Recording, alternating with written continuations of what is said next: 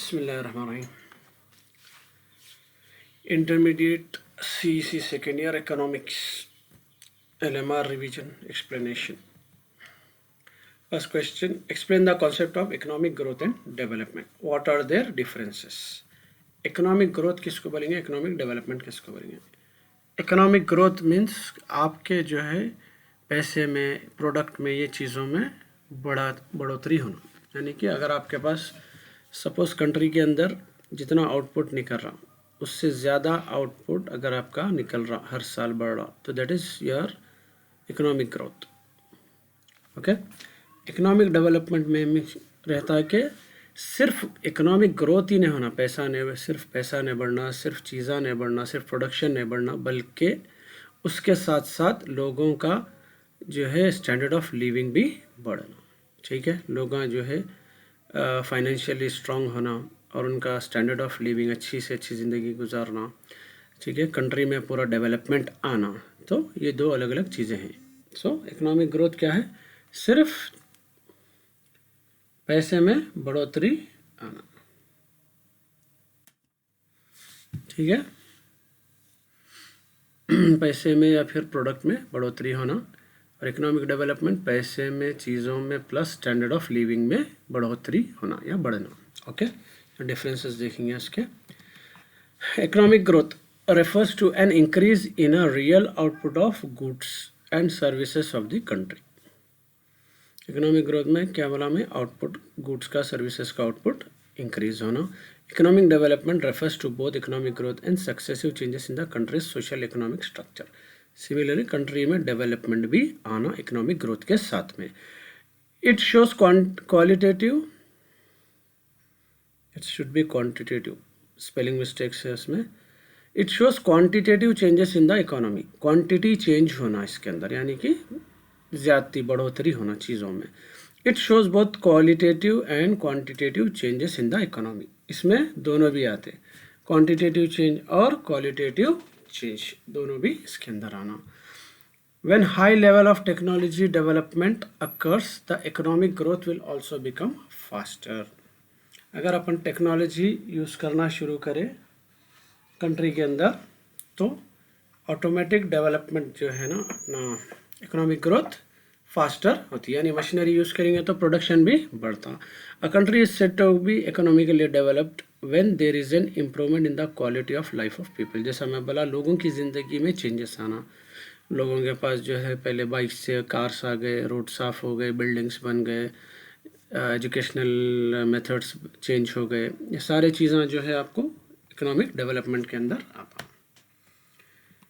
Economic growth it is applicable more in case of development countries of the world. Economic growth क्या है? Developed countries आना है, development countries है, developed countries का अंदर ज़रूरत रहती है। यानी कि आप suppose standard of living high हो गया, सब हो गया, अब अपने को किस चीज़ की ज़रूरत रहती? जो चीज़ है, जो पैसा है, उसको सिर्फ बढ़ाते रहते हैं अपन।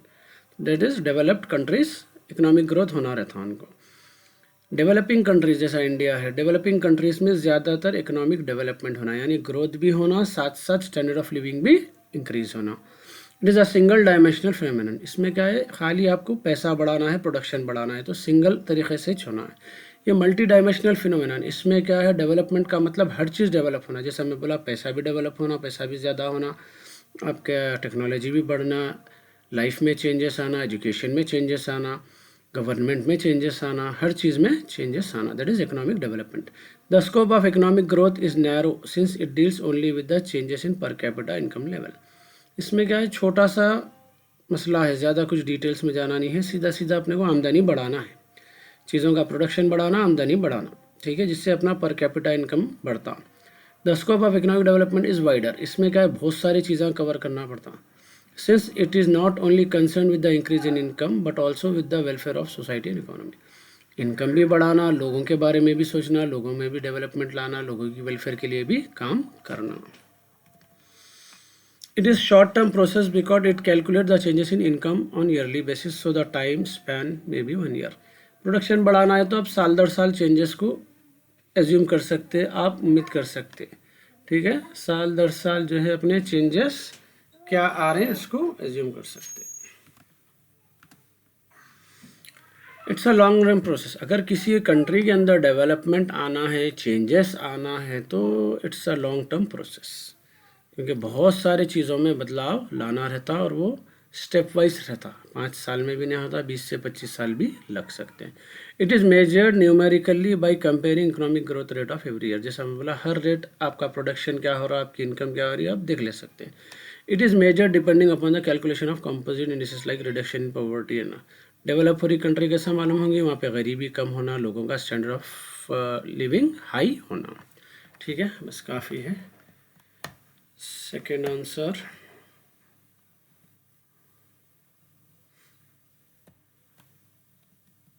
Examine the indicators of economic development.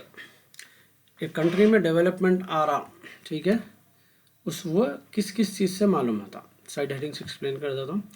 Real national income, country की अगर नेशनल इनकम में चेंजेस आ रही, वो बढ़ रहा, ठीक है, तो इससे ऑटोमेटिक मालूम होता कि कंट्री का इकोनॉमिक डेवलपमेंट हो रहा।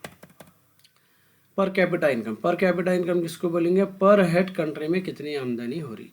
एग्जाम्पल जो है, एक घर में एक आदमी कमाता 10,000 रुपये और 10 लोग रहते हैं वहाँ पे टोटल, तो उस घर का पर कैपिटा इनकम है 1,000 rupees per month divided by number of people.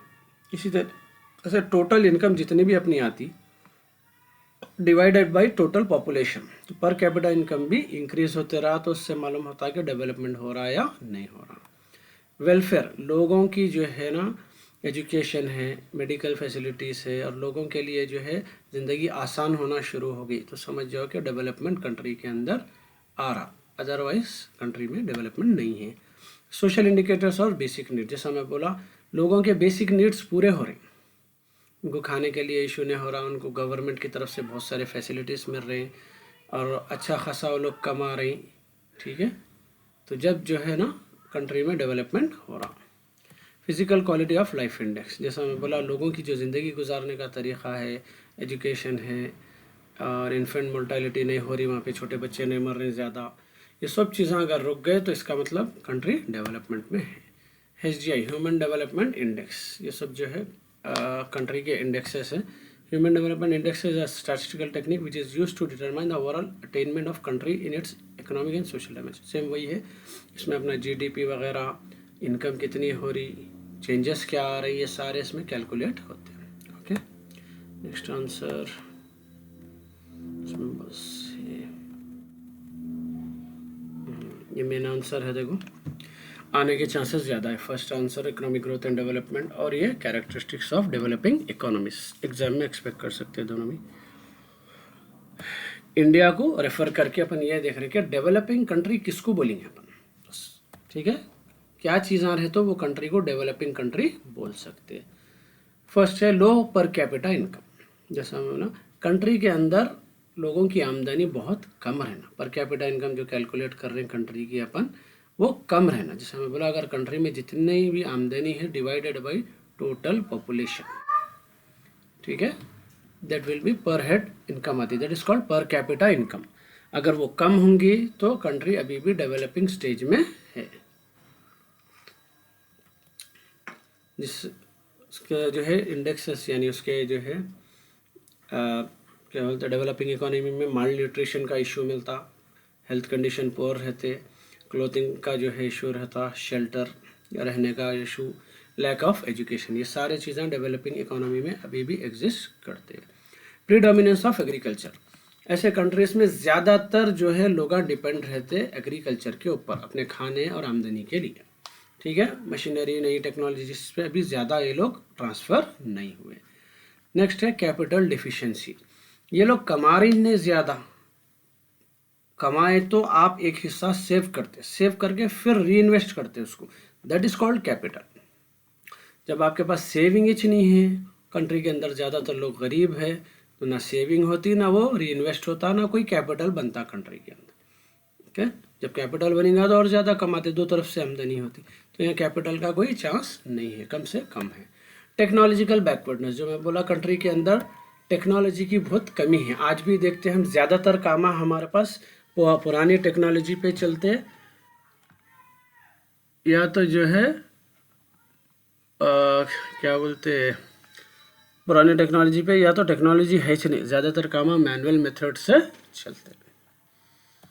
इनएडिक्वेट infrastructure facility, आज भी कई सारे गाँव में, कई सारे डिस्ट्रिक्ट्स में बैंकिंग का प्रॉब्लम है, एजुकेशन सही नहीं है, हॉस्पिटल्स नहीं है, ड्रिंकिंग वाटर प्रॉपर नहीं है, ड्रेनेज फैसिलिटीज़ नहीं है, और खेतीबाड़ी के लिए पानी अवेलेबल नहीं है, इलेक्ट्रिसिटी का, ट्रांसपोर्ट का, रोड्स का, और जो है कम्युनिकेशन के बहुत सारे इश्यूज है।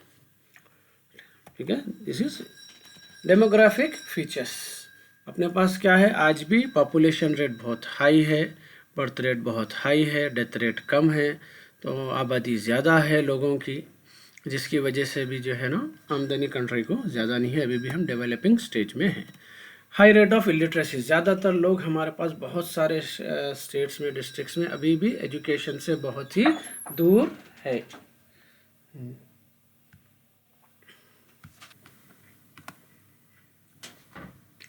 सो आज भी जो है ज़्यादातर लोग हमारे पास डिस्ट्रिक्ट्स में, गांव में वगैरह में इलिटरेट है, यानी कि एजुकेशन प्रॉपर नहीं है, जिसकी वजह से डेवलपमेंट अभी भी हमारे पास नहीं है।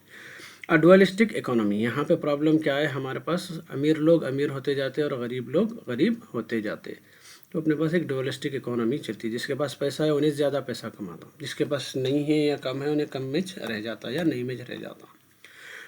Under developed natural resources, country के अंदर बहुत सारे अभी भी हमारे पास नेचुरल रिसोर्सेज है, कुदरती चीज़ें, जैसे कोयला निकलता है हमारे पास, और भी ज़मीन से कई चीज़ें निकलती है, जंगलात है, कई सारे प्रोडक्ट्स बनते हैं वहाँ से, लेकिन हमारे पास ना रिसर्च है ना कुछ है। बारिश का पानी जो हमारे पास आता जो है, जिसको हम पीने का पानी बोलते हैं, जिसको कन्वर्ट कर सकते हैं हर चीज़ में, उसमें का 99.7% वाटर पूरा जो है वापस जाके समंदर में मिल जाता है, क्योंकि हमारे पास प्रॉपर डैम्स अवेलेबल नहीं है उतना पानी सेव करने के लिए, इतना पानी हम वेस्ट करते हैं। ठीक है, next answer, demographic features. So explain the demographic transition.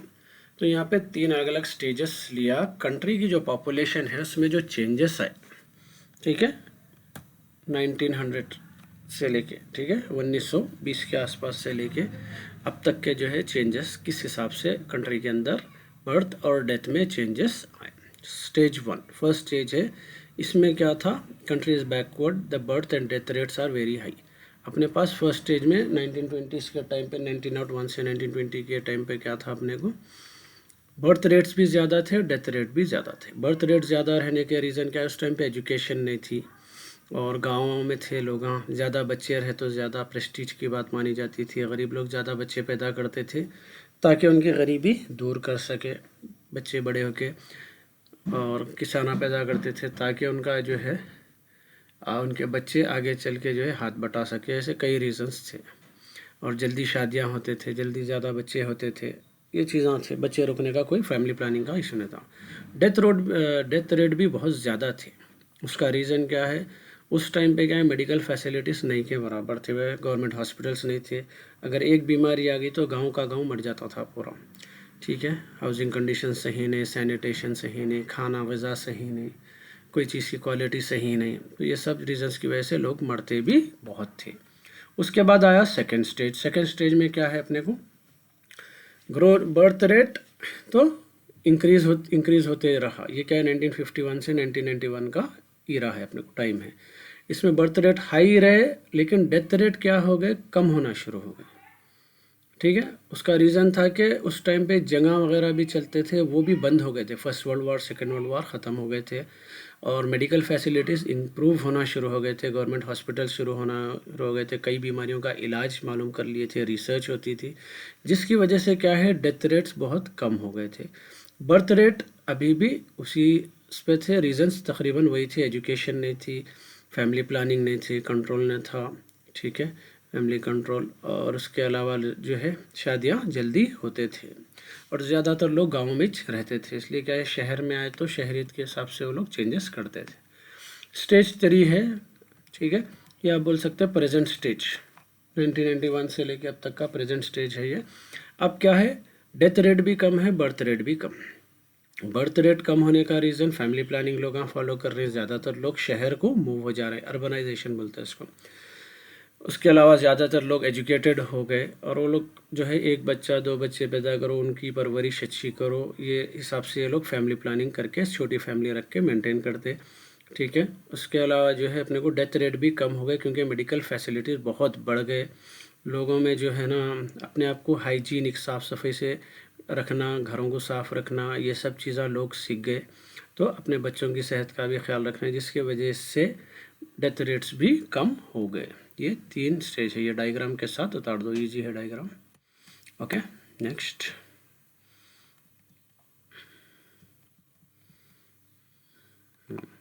Causes for the growth of population, rapid growth of population in India.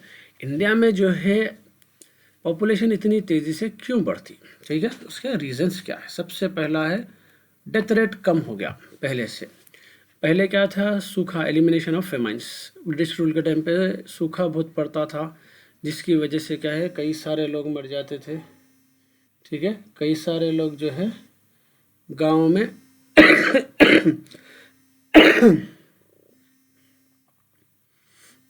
ठीक है, कई सारे लोग जो है गाँव में सूखा पड़ने से जानवर भी मरते थे, इंसान भी मरते थे। आजकल क्या है, रोड्स वगैरह हो गए, कहीं पानी नहीं है तो पानी की फैसिलिटी हो गई, पाइपलाइंस हो गए, सब कुछ हो गया, जिसकी वजह से सूखा नहीं पड़ा, लोग कम मर रहे हैं। कंट्रोल ऑफ एपिडेमिक्स, जैसा अपन रिसेंटली कोरोना देखे, ऐसे कई सारे पहले एपिडेमिक्स चलते थे। ठीक है, तो एपिडेमिक्स की वजह से जो है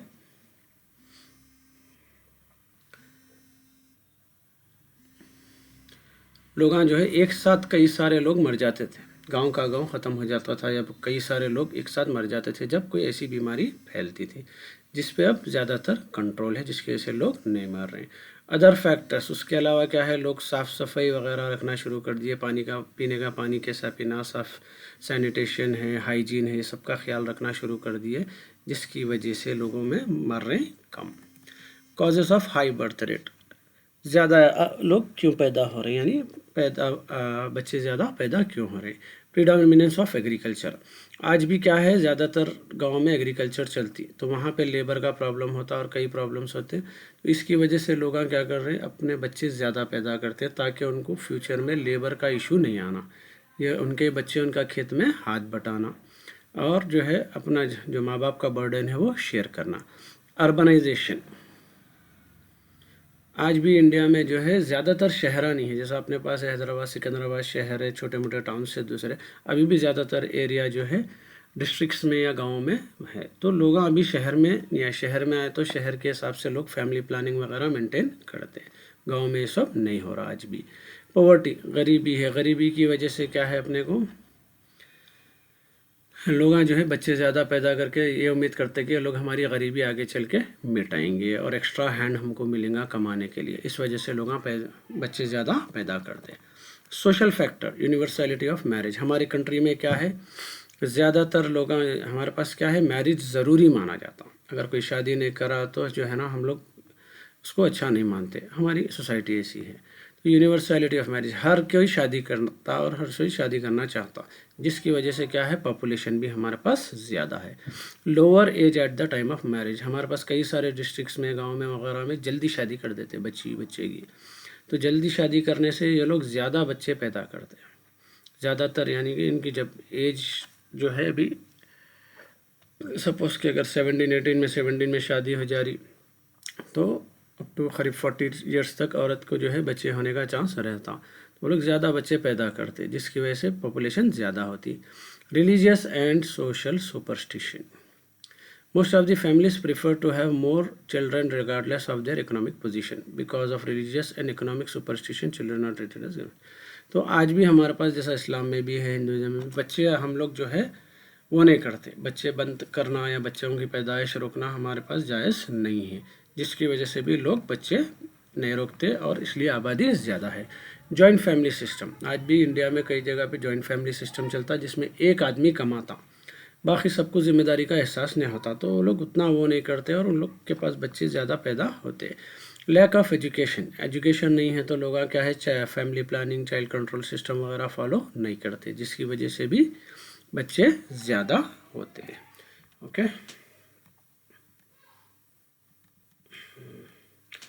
right the remedial measures to control population. ठीक है, अगर पॉपुलेशन कंट्रोल करना है, ठीक है, ये इम्पोर्टेंट नहीं है आंसर, फिर भी बड़ा ना, तो यहाँ पे पॉपुलेशन कंट्रोल करना है आपको, तो उसके लिए गवर्नमेंट को क्या करना चाहिए।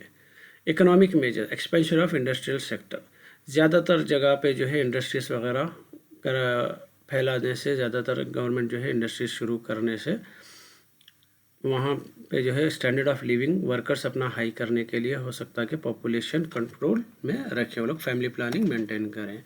क्रिएशन ऑफ एम्प्लॉयमेंट, कई लोग बेकार है, सब है, अगर काम में लग गए वो है तो वो लोग भी एहसास करते और वो लोग भी जो है पॉपुलेशन कम रखते, यानी कि फैमिली साइज छोटा रहता। Equitable distribution of income and removal of poverty, same similar point है इसमें भी। सोशल मेजर्स, एजुकेशन, लोगों को अगर आप एजुकेशन देंगे तो वो लोग चाहे ये सब चीज़ों के बारे में गौर से समझेंगे, सोचेंगे और क्या बेहतर है फ्यूचर के लिए, वो लोग क्या है सही तरीके से फैसले ले सकते हैं, तो पॉपुलेशन एक्सप्लोजन के चांसेस कम हैं। Status of women, even though constitution India provided between women, position of women is inferior to man socially economically. If women improves her status then people prefer not only male child but also female child। इसमें क्या है, लोग जो है कई सारे बच्चियां हो रही, बेटियां होते गए तो बेटा हुए तक वो लोग कंटिन्यू बच्चे पैदा करते रहते। ठीक है,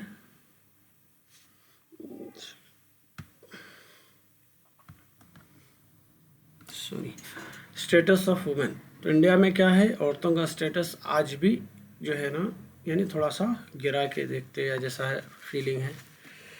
ठीक है, इन्फीरियर टू मैन, आदमियों से छोटा समझा जाता, तो वो स्टेटस औरतों का इम्प्रूव करना ज़रूरी है, जिससे वो लोग खुद भी अपने फैसले ले सके और इन लोग की जो है पॉपुलेशन भी बढ़ सके।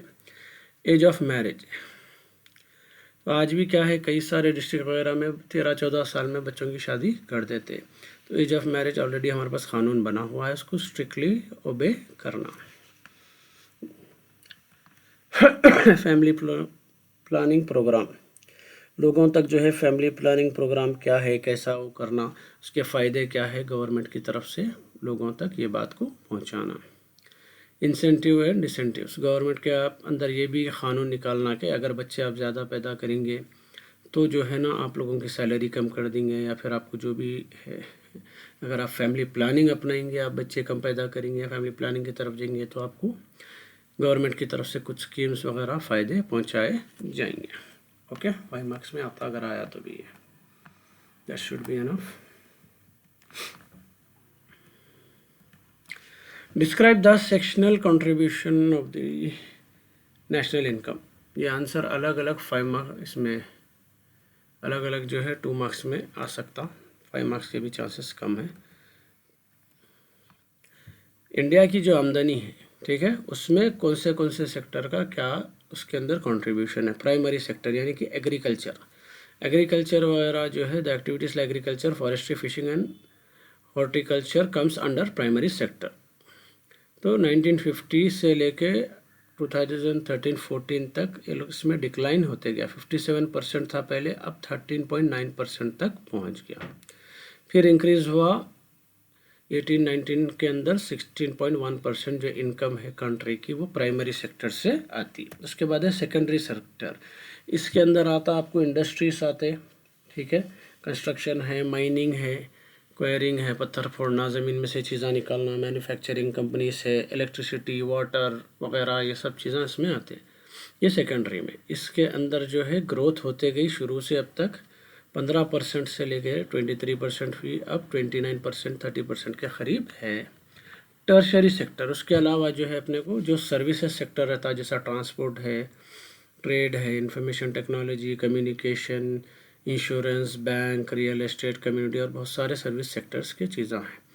इसका भी जो है हर साल इंक्रीज़ होते जा रहा, 25% था, फिर 50% हो गया, करीब करीब जो है 55% तक, 54-55% तक चला गया, ये इसका कंट्रीब्यूशन है।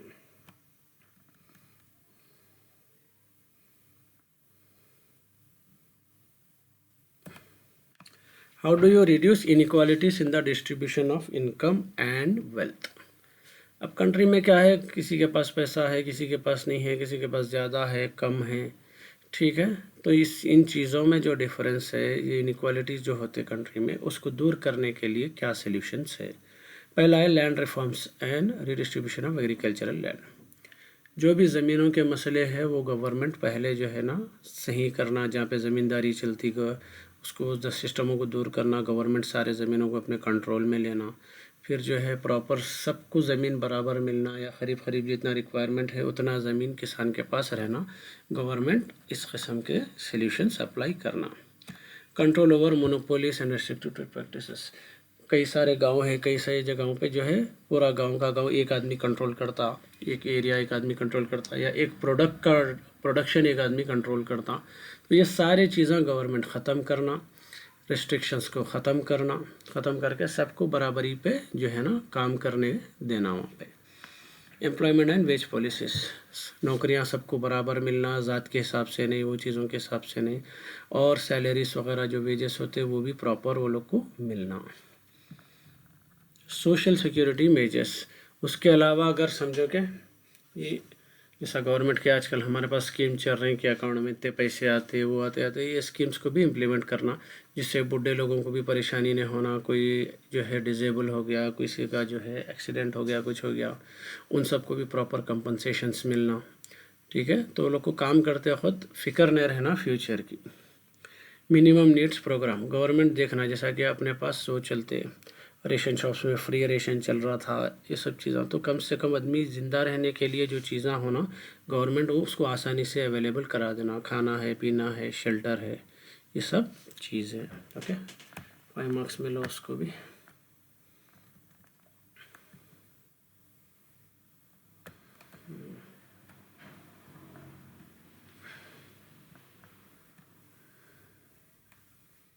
ज़रूरी नहीं है। नेक्स्ट,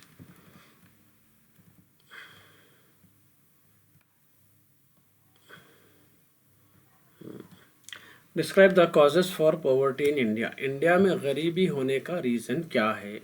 सबसे पहला है concentration of economic power.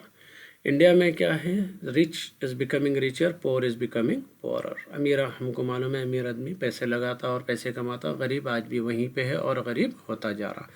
Under exploitation of natural resources, अपने पास जो नेचुरल रिसोर्सेज है वो क्या है, जैसा मैं बताया बहुत सारे नेचुरल रिसोर्सेज कंट्री में अवेलेबल है जिसका इस्तेमाल नहीं किया जा रहा प्रॉपरली।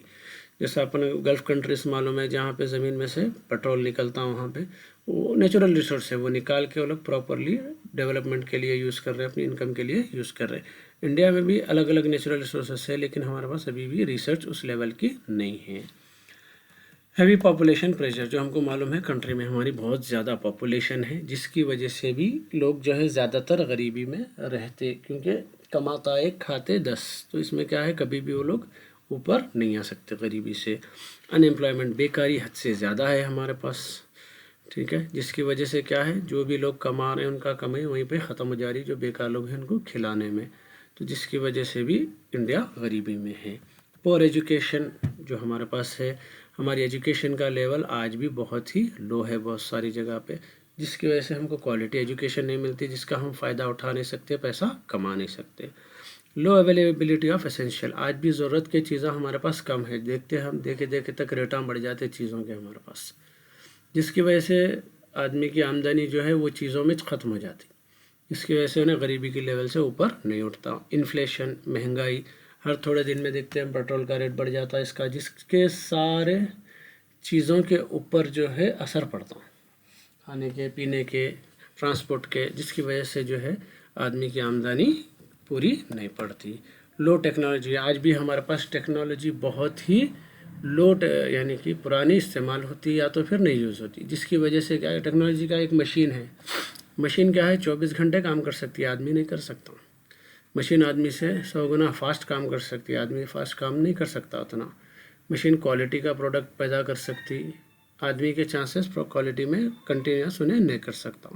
तो मैं आज भी टेक्नोलॉजी कम होने की वजह से भी हमारे पास आमदनी कम है।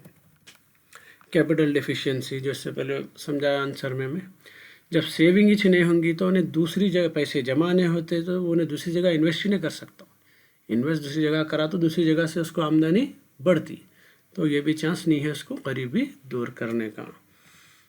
उसके अलावा सोशल फैक्टर्स है। आज भी हम लोग जो है हमारे पुराने रिवायतों को, हर चीज़ को ज़िंदा रखे हुए हैं, जिसकी वजह से जो है हम लोग कर्ज़े लेते, ठीक है, दावत है, मर गए, शादी है, हर चीज़ में कर्ज़े लेते। तो ये क्या है, अनप्रोडक्टिव कर्ज़े है, ठीक है, अनप्रोडक्टिव पर्पस के लिए डेब्ट्स ले रहे हैं जो हम फिर पूरे नहीं कर सकते। चलो आप कारोबार के लिए लेंगे तो चांस रहता आप रिटर्न कर सकते, आप कारोबार के लिए लिए ही नहीं उसको, तो ये पैसे वापस आने के चांसेस कम हो जाते, जिसकी वजह से आदमी गरीबी में रह जाता। चलिए, बहुत बहुत बहुत इंपॉर्टेंट आंसर है। देखो ये causes for low productivity in agriculture. अपने पास जो एग्रीकल्चर है उसके अंदर प्रोडक्शन कम क्यों हो रहा? सबसे पहला कॉज जनरल कॉजेस में है सोशल इन्वायरमेंट। हमारा जो माहौल आज भी है, जो सोसाइटी है, उसमें क्या है, फार्मर्स इलिटरेट है, भी ज़्यादा पढ़े लिखे नहीं हैं, सुपरस्टिशियस है, वहमियत में जीते हैं लोग, जो है वहम करते हैं, ट्रेडिशनल एंड नॉट कंसिडर, और पुराने तौर तरीक़ों में उलझे हुए हैं, जिसकी वजह से टेक्नोलॉजी को एक्सेप्ट नहीं करते, जिसकी वजह से इनका डेवलपमेंट नहीं बढ़ सकता। पॉपुलेशन प्रेशर ऑन लैंड, जैसा मैं बोला, पॉपुलेशन हद से ज़्यादा है हमारे पास, ठीक है, तो एक एक छोटे से खेत पे जो है ज़्यादा से ज़्यादा लेबर रहता, ज़्यादा से ज़्यादा मजदूर रहते, जिसकी वजह से क्या है, प्रॉपर एग्रीकल्चर नहीं हो सकता, क्योंकि खाने कुछ हो जाना उनको वहीं पे। उसके अलावा जो है ज़मीना छोटे छोटे हिस्सों में डिवाइड हो जाते, प्रॉपर एग्रीकल्चर नहीं हो सकता। लैंड डिग्रेडेशन, ये जो पोल्यूशन है, उसके अलावा जो है कभी सैलाब आ जाता, जिसकी वजह से क्या है, जो ज़रख़ेज़ है, फर्टाइल लैंड, जो ऊपर की ज़मीन रहती, नरम रहती, जिसमें जो है खेती हो सकती, वो खेती क्या, वो ज़मीन क्या होती जा रही, ख़राब होती जा रही, बर्बाद होती जा रही, जिसकी वजह से क्या है, प्रोडक्शन नहीं होता। इनएडिक्वेट इंफ्रास्ट्रक्चर, फैसिलिटीज़ अवेलेबल नहीं है आज भी, रोड्स नहीं है, ठीक है, कम्युनिकेशन नहीं है, फ़ोन वगैरह, मार्केटिंग नहीं है, प्रॉपर मार्केट्स अवेलेबल नहीं है, ठीक है, बैंक्स अवेलेबल नहीं है, इलेक्ट्रिसिटी का प्रॉब्लम है, ड्रेनेज का, ये सारी चीज़ें क्या है, एग्रीकल्चर प्रोडक्टिविटी पे असर डालते हैं। इंस्टीट्यूशनल कॉजेस, इसमें क्या है, लैंड टेन्योर सिस्टम, आज भी गवर्नमेंट, आज भी गाँव में क्या है, ज़मींदारियों का सिस्टम है, लोग किराए पे ज़मीन लेते, ज़मींदार से खेती करते, ज़मींदार क्या करता, उनका फसल तैयार होते जो उनको हकाल देता, पैसे दे के थोड़े, वो ले लेता फसल, जिसकी वजह से लोग दिलचस्पी से काम नहीं करते, जिसकी वजह से प्रोडक्शन कम रहता। साइज़ ऑफ होल्डिंग, ज़्यादातर हमारे पास किसान जो है बहुत छोटी छोटी ज़मीन के मालिक है, छोटी ज़मीन रहेंगी तो उन्हें ज़्यादा उस पर स्पेंड नहीं कर सकता, ज़्यादा उसके ऊपर इन्वेस्टमेंट नहीं कर सकता, उन्हें ट्रैक्टर नहीं ख़रीद सकता, उन्हें जो है ना पंप्स नहीं ख़रीद सकता वो छोटी सी ज़मीन के लिए, जिसकी वजह से उसकी प्रोडक्शन कम होती। लैक ऑफ एंटरप्रेन्योरशिप, जो अभी समझाया मैं, ज़्यादातर के पास ज़मीन ख़ुद के नहीं है, मालिकाना हक़ नहीं है। जब आपकी चीज़ रहेंगी तो आप दिलचस्पी से काम करते, अदरवाइज़ आप दिलचस्पी नहीं लेते, जिससे प्रोडक्शन कम होता। डिफिशिएंसी इन इन्वेस्टमेंट, ठीक है, ये लोग इन्वेस्ट ही नहीं कर सकते, क्योंकि ये लोग को प्रॉपर जो है चीज़ें अवेलेबल नहीं है, तो ये लोग जो है रिस्क भी रहता है कि इन्वेस्टमेंट करेंगे पूरा डूब जाएगा, जिस वजह से इन्वेस्टमेंट भी नहीं होता। टेक्निकल कॉजेज, जो हमको मालूम है, पुअर टेक्निक ऑफ प्रोडक्शन, आज भी कई सारे किसान सिर्फ बैल के ऊपर जो है ना, वो प्लफ जो आता नागर, उसके ऊपर डिपेंड रहते हैं, जिसकी वजह से भी जो है ना, और दूसरे जो नए टेक्नोलॉजी से वो इस्तेमाल नहीं करते, जिसकी वजह से क्या है, प्रोडक्शन कम होता। इनएडिक्वेट इरिगेशन, आज भी पानी का हमको बहुत बड़ा प्रॉब्लम है, क्योंकि डैम्स नहीं है प्रॉपर, हमारे पास कुछ नहीं है पानी से स्टोर करके किसानों को देने के लिए। कई सारे गाँवों में बारिश के ऊपर ही जो है प्रोडक्शन आपका एग्रीकल्चर का डिपेंड रहता, बारिश सही नहीं हुई या टाइम पे नहीं हुई तो फसल नहीं होती। इन्वायरमेंटल डिग्रेडेशन, जैसा मैं बोला, पोल्यूशन है, मिट्टी जो है बह जाती बारिश से, जिससे मिट्टी ख़राब भी हो रही, फ्लड्स आते, जंगलां कट जा रही, कई सारे इश्यूज से, ग्लोबल वार्मिंग है, तो ये सब चीज़ों की वजह से भी ज़मीन की क्वालिटी क्या हो जा रही, कम हो जा रही, जिससे प्रोडक्शन प्रॉपर नहीं हो रहा।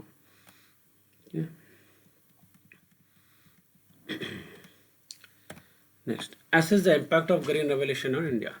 इंडिया में क्या हुआ था 66-67 के टाइम पे, उस टाइम पे जो है गवर्नमेंट एक काइंड ऑफ स्कीम चलाई थी ग्रीन रेवोल्यूशन की, जहाँ पे किसानों को जो है प्रोडक्शन बढ़ाने के लिए हर मुमकिन गवर्नमेंट की तरफ से जो है मदद दी गई थी। तो उसका क्या असर हुआ था वो पूछ रहे हैं, दैट इज़ ग्रीन रेवोल्यूशन। उसका असर क्या था? पहला था इंक्रीज इन एग्रीकल्चरल प्रोडक्ट। तो जब गवर्नमेंट सारे फैसिलिटीज़ दी किसानों को पैदावार करने के उस टाइम पे, तो इंडिया का प्रोडक्शन सडनली जो है बहुत ज़्यादा फूड प्रोडक्शन इंक्रीज़ हो गया था। सेकंड है एम्प्लॉयमेंट, जो लोग बेकार थे, जो लेबर बेकार थे, वो सब खेती बाड़ी में आ गए थे और अलग अलग टाइप के प्रोडक्ट्स पैदा कर रहे थे वो लोग। Improvement in farmers income, automatic जो है फार्मरों की आमदनी भी बढ़ना शुरू हो गई थी। इम्प्रूवमेंट इन एक्सपोर्ट्स, जब प्रोडक्शन ज़्यादा हो रहा था तो इंडिया एक्सपोर्ट करना भी प्रोडक्ट शुरू कर दिया था अलग अलग कंट्रीज़ को। Okay, examine the causes of rural indebtedness and its remedial measures. गांव के लोग जो है अक्सर कर्जे में कई के वास्ते रहते, ठीक है। रूरल बोले तो गांव, इंडेप्टेडनेस कर्ज में, तो अपने को जनरल रीजंस है। लो लेवल ऑफ सेविंग, लोगों के पास क्या है, सेविंग नहीं है, वो लोग पॉवर्टी में रहते और वो लोग की खेती बाड़ी कभी भी फेल हो जाती फसल, जिसकी वजह से इनको कर्जा लेना पड़ता। द इनहेरिटेंस ऑफ डेप्ट फ्रॉम पेरेंट्स, बाबा का कर्जा बेटे के ऊपर आ जाता। Borrowing funds to improve the land, ज़मीन की हालत सुधारने को फिर वो लोग फंड्स लेते, फिर वो लोग कर्जा लेते। Boring money for the unproductive activities, जैसा कि मैं बोला आपको, जो है शादियों के वास्ते, मर गए तो दावतों के वास्ते, फलाने के वास्ते जो है ना ये लोग लोन्स लेते जो फिर वापस ले सकते। The increase in the cultivation cost, और महंगाई भी उतनी जो है ना तेज़ी से बड़ी, कल्टीवेशन कॉस्ट बढ़ जा रहा है, जिसकी वजह से फिर ये लोग को कर्जा लेना पड़ता। Insufficient support prices for the crops, जो ये लोग प्रोडक्शन निकाल रहे मार्केट में उतना अच्छा प्राइस भी बाज़ वक़्त इनको नहीं मिलता, जिसकी वजह से फिर ये लोग को कर्जा लेना पड़ता, ठीक है। रेमेडियल मेजर्स उतना इम्पोर्टेंट नहीं है, 5 मार्क्स में आया तो आता है।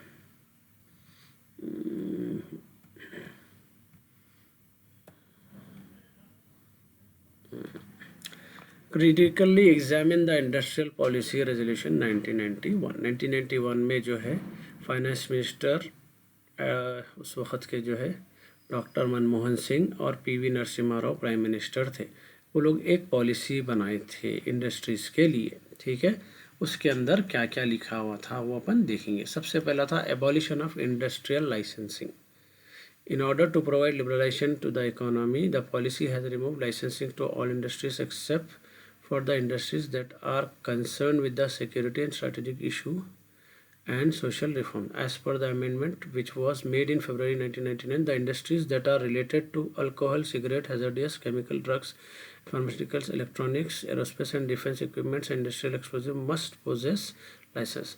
सारे इंडस्ट्रीज को बगैर लाइसेंस के ये लोग इंडस्ट्री स्टार्ट कर सकते हैं, यानी फ्री हैंड दे दिए, कोई भी इंडस्ट्री डाल सकता, कोई रेगुलेशंस नहीं थे, एक्सेप्ट ये जो आपको नामा दिया उन्हें, ये इंडस्ट्रीज़ को छोड़ के, ये इंडस्ट्रीज़ बगैर लाइसेंस के, बगैर गवर्नमेंट की परमिशन के नहीं डाल सकते। Public sectors role diluted. Until 1956, public sector has 17 industries under its control, but now it is declined to 3. तो गवर्नमेंट जो है पहले हर चीज़ गवर्नमेंट के अंडर में थी, ज़्यादातर इंडस्ट्रीज़, उसको भी कम कर दिया ना, सिर्फ जो है आर्म्स एम्यूनेशन जो बनाएंगे वो गवर्नमेंट करेगा, एटॉमिक एनर्जी, रेलवेज, ये चीज़ें गवर्नमेंट के अंडर में रहेंगे। आजकल रेलवेज भी प्राइवेट कर दिए, बाकी पूरे चीज़ें प्राइवेट को दे दिए लोग। MRTP Act 1969, the main purpose of the amendment of monopolies restrictive trade practices. ये एक्ट के अंदर क्या करे अपन, कोई एक आदमी कोई भी चीज़ को कम्प्लीटली होल्ड नहीं कर सकता, यानी कि अब ये कारोबार है सिर्फ मैं कर सकता हूँ और वो कारोबार में कोई भी नहीं आना, ऐसा कुछ भी रूल गवर्नमेंट में नहीं है। जो चाहे, जो कारोबार चाहे कर सकता गवर्नमेंट के कानून के हिसाब से। Free entry to foreign investment and technology, बाहर वाले जैसा अपन देखते जो है ना, अपने को मारुति सुजुकी है, मारुति इंडियन कंपनी है, सुजुकी जो है अपने को बाहर की कंपनी है। ऐसे कई सारे आपको, हीरो होंडा है, होंडा जो है जापान की कंपनी है, हीरो इंडिया की कंपनी है। तो FDI खुलने से बाहर के कंपनियां भी आके यहाँ पे इन्वेस्टमेंट कर सकते थे। Liberalise industrial location policy, according to this new industrial policy no approval is required from the centre to establish industry. जैसा मैं बोला, इसकी वजह से कहीं पर भी आप कोई भी कंपनी, इंडस्ट्री इस्टेब्लिश कर सकते हैं, कोई आपको कंपलसरी परमिशन की ज़रूरत नहीं है। Removal of mandatory convertible clause, usually the financial institution which provide finance to industries compulsory follow the convertible clause in their lending operations और new projects. The new industrial policy of the government has remove the mandatory convertible clause. ये क्या है बोले तो, जब भी जो भी बैंक्स वगैरह है वो क्या है, गवर्नमेंट के रूल्स पे चलते थे वो लोग, जो है एक कन्वर्टेबल क्लॉज था, ठीक है, वो लोग उसको प्रॉपर्टी को जो है कन्वर्ट कर सकते थे, लेकिन वो भी ये लोग निकाल दिए, फ्री हैंड दे दिए सारे कारोबार को, जिससे जो है आज इंडस्ट्रीज जो है ना हर किस्म के इंडस्ट्रीज कंट्री में अवेलेबल है। ओके, चलो बस 5 मार्क्स।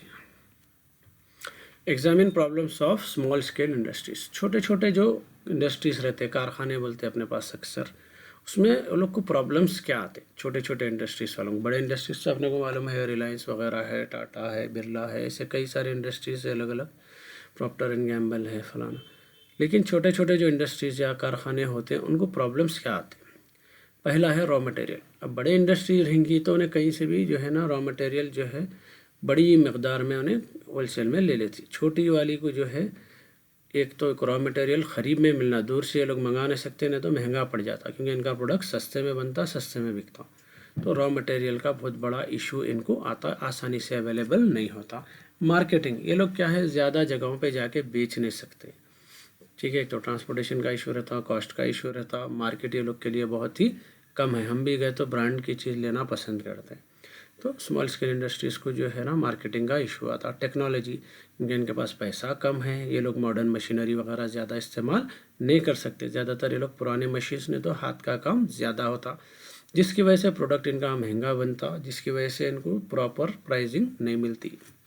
फाइनेंस, छोटी इंडस्ट्री है तो इनको आसानी से कोई भी फाइनेंस भी नहीं देता, बैंक्स लोन भी नहीं देता, क्योंकि छोटा कारखाना है कहीं बन हो जाता, जिसकी वजह से इनको फाइनेंस का बहुत ज़्यादा इशू होता। Idle capacity, the small scale industry utilize just 40 to 50% of the available capacity. This is due to the lack of raw material related to funds and power. These small scale units does not possess the complete equipment to overcome this problem. तो ये लोग आधे से ज़्यादा खाली रहते हैं, यानी कि प्रॉपरली ये लोग पैसा नहीं है इनके पास, फंड्स नहीं होने की वजह से चीज़ें मेंटेन नहीं कर सकते, ठीक है। यानी कि प्रोडक्शन अगर ये लोग समझो कि 1 टन प्रोडक्शन रोज़ का कर सकते तो आधा टन ही करते, क्योंकि इनके पास सेल ज़्यादा नहीं रहता, नहीं तो रॉ मटेरियल नहीं रहता। स्किल्ड मैन पावर, अब ये छोटे छोटे कारखानों में ज़्यादातर जो मजदूर मिलेंगे वो लोग जो है अनस्किल्ड रहेंगे, जिसकी वजह से प्रॉपर वो लोग रिजल्ट नहीं दे सकते, प्रॉपर प्रोडक्शन नहीं कर सकते, जिससे भी ये लोग का जो है प्रॉब्लम्स चलते हैं। इंफ्रास्ट्रक्चर, अब छोटी कंपनी है तो ट्रांसपोर्टेशन का इशू रहेगा, इलेक्ट्रिसिटी का इशू रहेगा, कम्युनिकेशन का, और कई सारे जो है लोग को प्रॉब्लम्स रहते हैं, ठीक है। नेक्स्ट है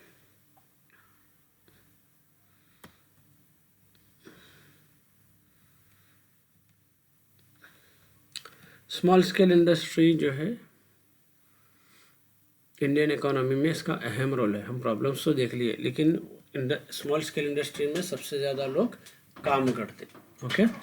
तो उससे अपने को क्या क्या कंट्री के अंदर इसका बेनिफिट है। सबसे पहला रोल है इसमें, small scale industries generate employment opportunities. ज़्यादातर लोग जो है छोटे छोटे कारखानों में काम करते हैं। बड़े कंपनियों में क्या है, एक लिमिट रहती है, उसके बाद के लोग कहाँ जाएंगे, उसके बाद के लोग पूरे जो है स्मॉल स्केल इंडस्ट्री में छोटे छोटे कारखानों में काम करते हैं। Increase in mobilisation of resources and entrepreneurial skills, अब कई सारे लोगों के पास जो है रिसोर्सेस है। अब वो जो भी चीज़ आपको एक शहर में एक प्रोडक्ट की जो है एक इंडस्ट्री बड़ी मिलेंगी, 2 मिलेंगे, 10 मिलेंगे, उसके बाद फिर लेबर कहाँ जाएगा, प्रोडक्ट कहाँ जाएगा, नेचुरल रिसोर्सेज कहाँ जाएंगे, जो भी रिसोर्सेज है कहाँ जाएंगे, वो सब कारखाने वाले बनाते, ठीक है। और कई लोगों में जो है बिजनेस करने की सलाहियत रहती है, अब पैसा नहीं है वो नहीं है तो लोग छोटा कारखाना डाल सकते, छोटी मोटी इंडस्ट्री रन कर सकते, वो यूटिलाइज हो जाते हैं इसमें।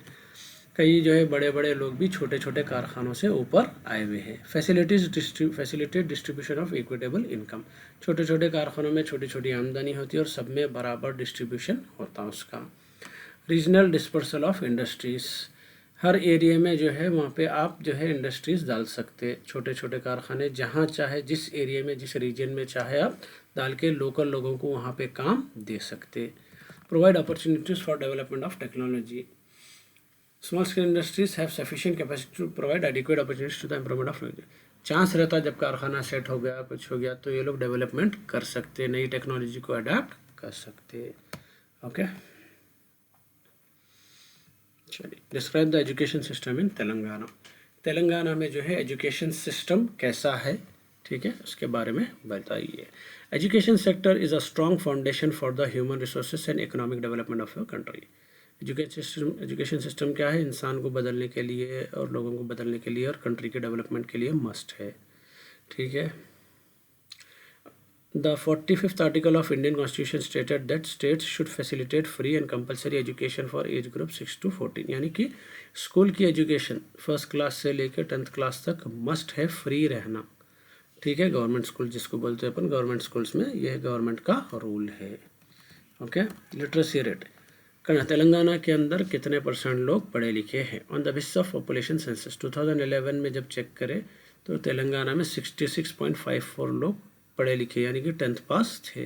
The percentage of rural and urban literate 57 and 81, गाँव में 57% और शहर में 81% लोग पढ़े लिखे थे। The literacy rate of male is 75 and female is 58, so that 17% literacy gap exist between male and female. अभी भी लड़कियों को ज़्यादा पढ़ाया नहीं जाता हमारे पास। Okay. Explain the growth of perspective of IT sector in Telangana. Telangana में जो है IT सेक्टर इम्प्रूव कैसा हुआ? इतना इम्पोर्टेंट नहीं है, इसको स्किप कर रहा हूँ मैं।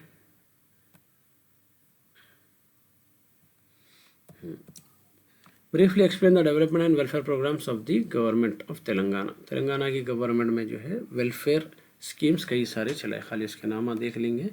गवर्नमेंट पब्लिक की भलाई के लिए बहुत सारे स्कीम्स चलाई थी, जिसमें से सबसे पहला है अपने को Aasara pension scheme. State government sanction Aasara monthly pension with a view to secure life with dignity for all poor. गरीबों के लिए जो है ना 2000 under this scheme he decided to sanction old बीमा क्या है, बुढ़े लोगों को 2016 रुपये। ठीक है। एंड इन्फॉर्म पीपल विद और जो बीमार है, बेवा है और कई सारे प्रॉब्लम्स में है, वो लोग को 3000 रुपये जो है उनके अकाउंट में ट्रांसफ़र करते हैं ये स्कीम के थ्रू। Arogya Lakshmi, through this scheme government of Telangana provide meals to the pregnant women. Pregnant women के लिए खाना, और बच्चे जो 6 साल के अंडर में है और गरीबी में है उन लोगों को आंगनवाड़ी सेंटर्स में एजुकेशन वगैरह वहाँ पर रहना, ये गवर्नमेंट की तरफ से था। Amma Vodi, if an women is delivered in government hospital then she is provided with ₹12,000 in 3 instalments. अगर गवर्नमेंट जो है हॉस्पिटल में अगर बर्थ हुआ तो 12,000 रुपये 3 इंस्टॉलमेंट में औरत को देते ये स्कीम के थ्रू, और 1000 रुपये उसको जो है ना अगर बच्ची पैदा हुई तो 1000 रुपये एक्स्ट्रा मिलते। Mission Bhagirath, the main aim of this program is to facilitate safe drinking water facility to Telangana people through underground pipelines। तो लोगों तक जो है साफ़ सुथरा पीने का पानी पहुंचाना ये स्कीम के through. Housing for poor, through this programme Telangana government provides 2 and 3 story buildings with 2 BHK flats in Hyderabad. गरीबों को जो है 2 BHK फ्लैट्स 2 और 3 स्टोरी बिल्डिंग्स में कई सारी जगह दिए गए। Rice distribution, through this programme government of Telangana under Telangana civil supplies corporation supplies rice under public distribution system for ₹1 per kg। अक्सर राशन शॉप पे जो है ना 1 रुपये से चावल मिल रहा था और 6 किलो चावल तक उसको दिया जा रहा था। ठीक है, ये स्कीम के थ्रू काफ़ी है, और भी कई स्कीम्स हैं, 5-6 स्कीम्स काफ़ी है। ये 5 मार्क्स में आता आंसर ये। ओके, नाउ शॉर्ट आंसर्स है यहाँ से। What is the relation between economic development and occupational distribution? Economic development of a country can be observed from the transfer of population from agriculture to industry। लोग जो agriculture में थे अगर industry में आ गए, वो लोग जो है इंडस्ट्री से सर्विस सेक्टर में अगर आ गए तो उसको इकोनॉमिक डेवलपमेंट बोलेंगे। जैसा किसान का बेटा समझो किसी BPO कंपनी में, IT कंपनी में काम कर रहा, इसका मतलब उस कंट्री में डेवलपमेंट हो रहा। According to Colin Clark, a high average level of real income per head is always associated with a high proportion of the working population engaged in tertiary sectors। यहाँ पे क्या है अपने को, जो टर्शरी सेक्टर जैसा मैं बोला आपको, IT कंपनीज है, बैंक्स है, ये सबको टर्शरी सेक्टर में बोलेंगे। अगर कोई भी कंट्री का जो है लोग ये इंडस्ट्री में ज़्यादा आना शुरू हो गए, ठीक है, low real income per head is always associated with low proportion of the working population engaged in tertiary sector and high percentage in primary section। तो अगर लोग कम ये सर्विस जॉब में है और ज़्यादा एजुकेशन, ज़्यादा एग्रीकल्चर में है, तो वो कंट्री क्या है आज भी जो है इकोनॉमिक डेवलपमेंट में नहीं आई। अकॉर्डिंग टू साइमन कर्टजन, when a country develops its percentage of population working in primary sector moves to industry and eventually service, वही चीज़ है।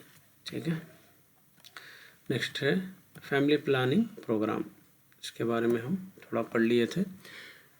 फैमिली प्लानिंग प्रोग्राम, गवर्नमेंट जो है अगर बच्चों को जो है लोगों को एजुकेट करना के जो है ज़्यादा बच्चे पैदा नहीं करना, क्योंकि वो लोग बच्चों को पाल नहीं सकते, तो वो गवर्नमेंट पब्लिक तक कैसा पहुंचाना। पहला है पब्लिक इन्फॉर्मेशन प्रोग्राम, अलग अलग तरीके से टीवी के एड्स है, न्यूज़पेपर है, ऐसे कई मीडियम है, रेडियो है, उससे गवर्नमेंट लोगों तक ये मैसेजेस पहुंचाना। ठीक है, अपने जो भी फैमिली अवेयरनेस प्रोग्राम्स है वो पहुंचाना। इंसेंटिव्स एंड डिसेंटिव्स जो बोला था मैं आपको, अगर वो लोग बच्चे पैदा नहीं कर रहे हैं, वो लोग फैमिली प्लानिंग कर रहे हैं, तो उनको ज़्यादा से ज़्यादा फैसिलिटीज़ पहुंचाना, गवर्नमेंट स्कीम्स देना, बोनसेस देना। अगर नहीं सुन रहे हैं तो डिसेंटिव्स, यानी कि वो लोग को जो है ना कुछ कटौती करना, कुछ चीज़ों में मुश्किलात पैदा करना, जिससे वो लोग फैमिली प्लानिंग की तरफ मुड़ जाए। Family planning centres, government family planning centres बनाना, जहाँ पे औरतों और आदमियों को फैमिली प्लानिंग के प्रोसीजर्स वगैरह बताए जाए। बस काफ़ी है 3 points. Explain the concept of human resource development and its importance. Concept of human resource development according to Theodore Schultz. The money invested in education improves the human capital formation.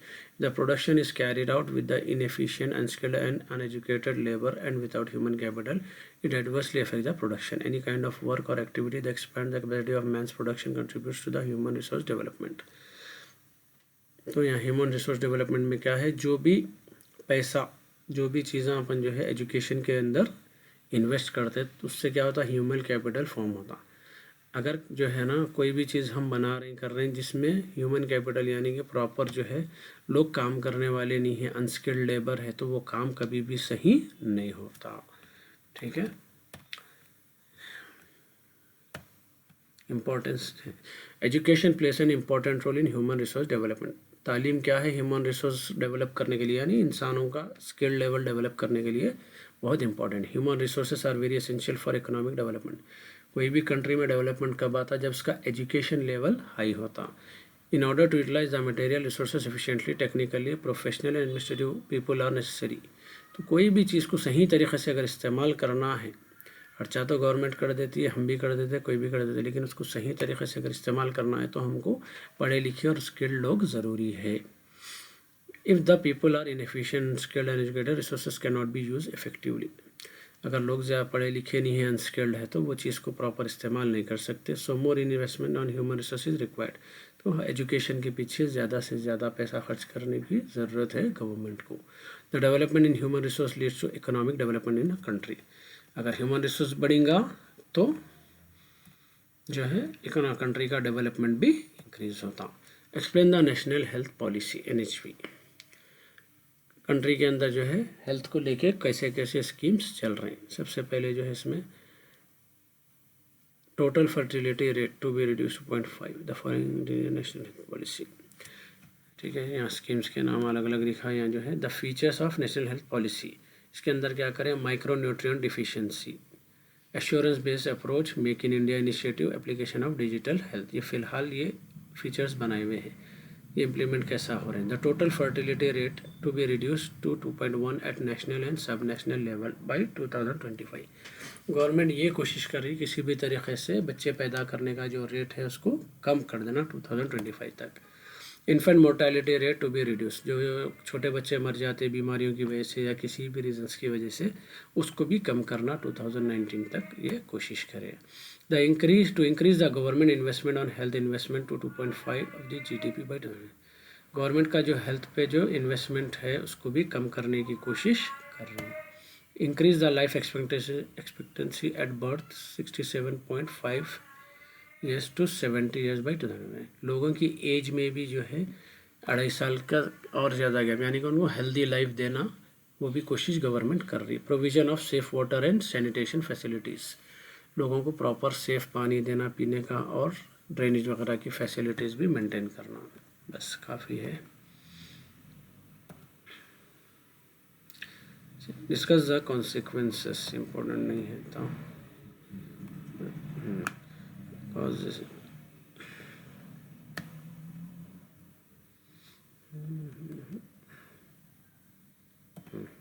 Examine the different types of unemployment. Different types of unemployment, लोग जो है unemployed कैसा कैसा रहते हैं, उसके क्या क्या टाइप्स हैं। अनएम्प्लॉयड किसको बोलेंगे, जो बेकार रहते हैं, नौकरी पे नहीं रहते। इंपॉर्टेंट आंसर है।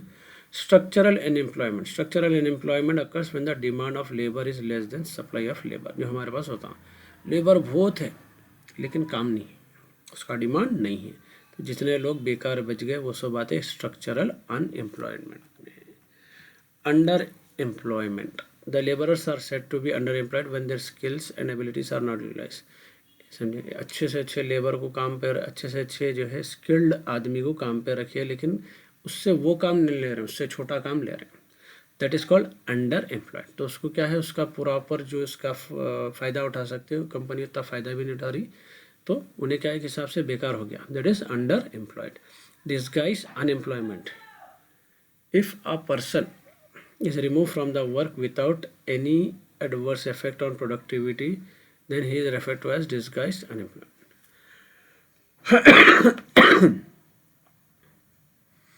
एक जो है बंदा काम पे रखे हुए है, लेकिन वो काम का कोई उसके ऊपर असर ही नहीं है, उसको रखो या निकाल दो, फ्री ऐसी तो रखे हुआ है, नाम को काम पे है, समझो नहीं खाली, ठीक है, उसका रहना या नहीं रहना एक ही है, that is called disguise unemployment. Open unemployment, and unemployment is said to be open unemployment when the workers live without work and they don't find any work to do। बेकारी में रहना टोटली, ठीक है, जहाँ पे ना कोई काम उसके पास है भी नहीं और उसको कोई काम मिल रहा भी नहीं। Educated unemployment, when a educated and skilled person does not find suitable job, qualification के हिसाब से उसको जॉब नहीं मिल रहा, तो उन्हें क्या है, educated unemployment. Frictional unemployment appears when laborers transfer from one occupation to another, it is due to imperfections in labor।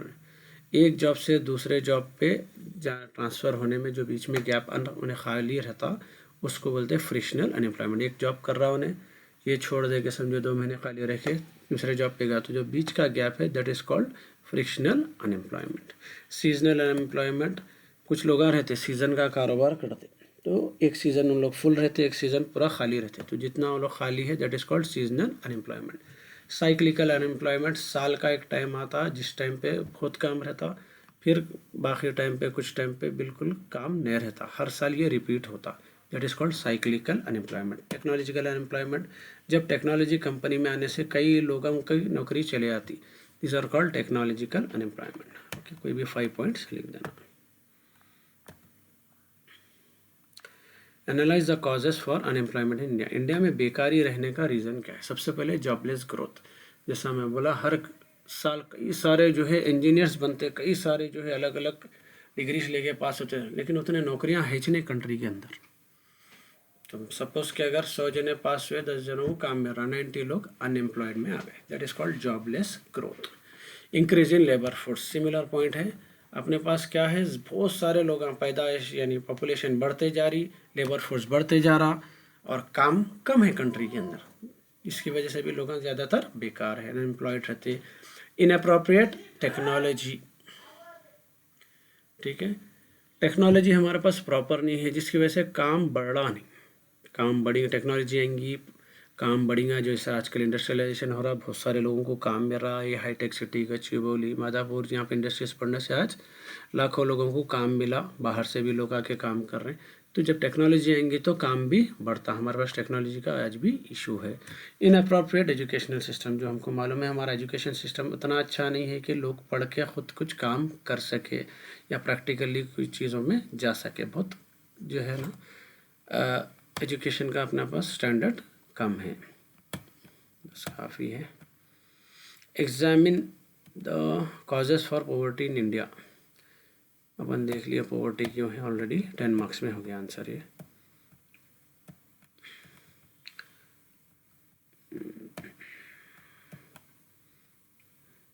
NITI Aayog important है। National institution of transforming India, India का जो है डेवलपमेंट के लिए ये नीति आयोग काम करता, national institution for transforming India इसका फुल फॉर्म है।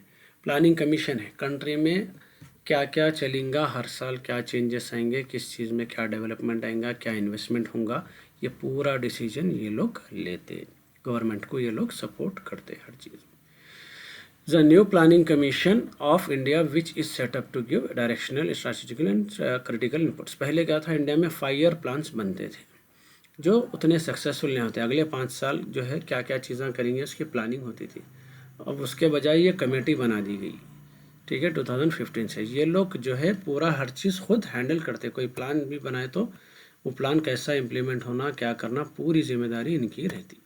क्यों बनाया गया, उसका मकसद है to encourage good governance with the help of technology. Technology को यूज़ करते हुए गवर्नमेंट को अच्छे तरीके से काम करने के लिए बनाया गया। To include the non resident Indian community in the development process. जो बाहर के लोग हैं वो लोग को भी, जो इंडिया के NRI से जो बाहर रहते हैं उनको भी डेवलपमेंट प्रोसेस में इंक्लूड करने के लिए वो करें। To benefits from scientific entrepreneur intellectual human capital. जो साइंटिस्ट है कंट्री के अंदर, बिजनेसमैन हैं और इंटेलेक्चुअल लोग हैं, उनको भी इसमें इस्तेमाल किया जाता, उनको फ़ायदा भी पहुंचाया जाता। फंक्शंस, काम क्या करते हैं इन्हों। It develops vision and scenario plans for the state and the country. Country के अंदर अलग अलग स्टेट्स और पूरी कंट्री के लिए नए नए प्लान्स बनाते। It provides technology upgradation, technology को अपग्रेड करना और कैपेसिटी को बनाना। It resolves inter state and inter sectoral disputes. अगर स्टेट्स के बीच में या फिर अलग अलग सेक्शंस के बीच में, डिपार्टमेंट्स के बीच में कुछ भी इशूज आए, ये लोग रिजॉल्व करते। It assist India to transform into cooperative and competitive federalism. India को जो है डेवलपमेंट कंट्री बनाने में ये लोग पूरी कोशिश में लगे हुए हैं, जिसमें जो it also provides national agenda to prime minister, chief minister for the development. तो ये सब लोग को इंक्लूड करते हैं इसमें। It act as a knowledge and innovation hub by gathering and spreading research and practice. ये लोग रिसर्च ज़्यादातर कैरी करते हैं, ठीक है, साइंटिस्टों को यूज़ करके, ताकि चेंजेस कंट्री के अंदर ला सके। ओके, प्लानिंग 2 मार्क्स में आता प्लानिंग। बस ऑब्जेक्टिव्स नीति आयोग हो गया।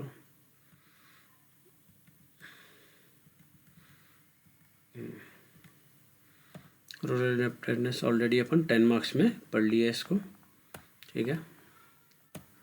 NABARD, the functions of national bank of agriculture and rural development.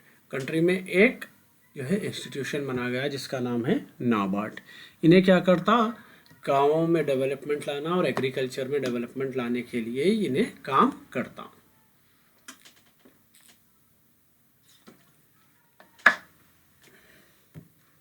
NABARD helps in the development of rural infrastructure by providing loans to the non-governmental organizations, state governments and panchayat Raj institutions। तो NABARD क्या करता, जो infrastructure गांव में जो roads की problem है, banks की प्रॉब्लम है, इलेक्ट्रिसिटी की प्रॉब्लम है, पानी की, वो सब चीज़ों को दूर करने के लिए लोन्स प्रोवाइड करता, चाहे वो स्टेट गवर्नमेंट को रहने दो या गांव में पंचायत राज इंस्टीट्यूशंस को रहने दो। इट रिफाइनेंसेस द बैंक्स, बैंक्स को भी इन्हें लोन्स दिलाता फिर से, ताकि कंट्री के अंदर रूरल एरियाज़ का प्रोडक्शन डेवलपमेंट हो सके। It inspects regional rural banks and cooperative banks. कई सारे गवर्नमेंट के छोटे छोटे बैंक्स ऑलरेडी गाँवों के आसपास मौजूद रहते, वहाँ पर जाके ये लोग चेक करते रहते कि प्रॉपरली जो है ये लोग काम कर रहे हैं, क्रेडिट प्रोवाइड कर रहे हैं, नहीं कर रहे हैं। Through refinance support, it develops the rural non-formal sectors such as SSI, SMA, cottage and village industries, handicrafts and other rural crafts। तो ये लोग जो है रिफाइनेंस करते रहते, यानी कि बैंक्स को लोन्स देते रहते, जिससे जो है दूसरे भी सेक्टर्स जो है, इसमें कॉटेज इंडस्ट्री है और जो है हैंडीक्राफ्ट्स की इंडस्ट्रीज है, ये सारे इंडस्ट्रीज़ को भी लोन्स प्रोवाइड करते ताकि ये लोग सर्वाइव कर सके। NABARD assisting technology transfer through farmers clubs. Farmer clubs बने हुए रहते हर स्टेट के अंदर, तो वो फार्मर क्लब्स को जो है ये लोग असिस्ट करते टेक्नोलॉजी देके, ताकि वो लोग जो है मॉडर्न चीज़ें सीख सके। It increases productivity and profitability of the rain fed agriculture in sustainable manner by encouraging participatory watershed development. ये लोग कोशिश करते हैं कि जो भी जो है अपने गाँव में जो है ना बारिश का पानी सेव करके, बारिश के पानी को जमा करके एग्रीकल्चर में कैसा उसको इस्तेमाल कर सकते, ये सारे स्कीम्स में लोग इन लोगों को जो है इंकरेज करते और प्रोवाइड करते। It coordinates the activities of all rural financing institution who are associated with the development work. उसके अलावा ये लोग सारे बैंक्स का साथ देते, जो भी बैंक्स का जो है ना एग्रीकल्चर को और गाँवों को डेवलप करने में लगे हुए। It extends the formal banking service to the unreached poor. कई सारे छोटे छोटे गाँव में क्या है, बैंक्स नहीं है, वहाँ पे ग्रुप्स बना के भेजते हैं लोग, SHG बोल के, छोटे से ग्रुप्स जो बैंक के सर्विसेज प्रोवाइड करते। Okay, any 5 points? पॉलिसी,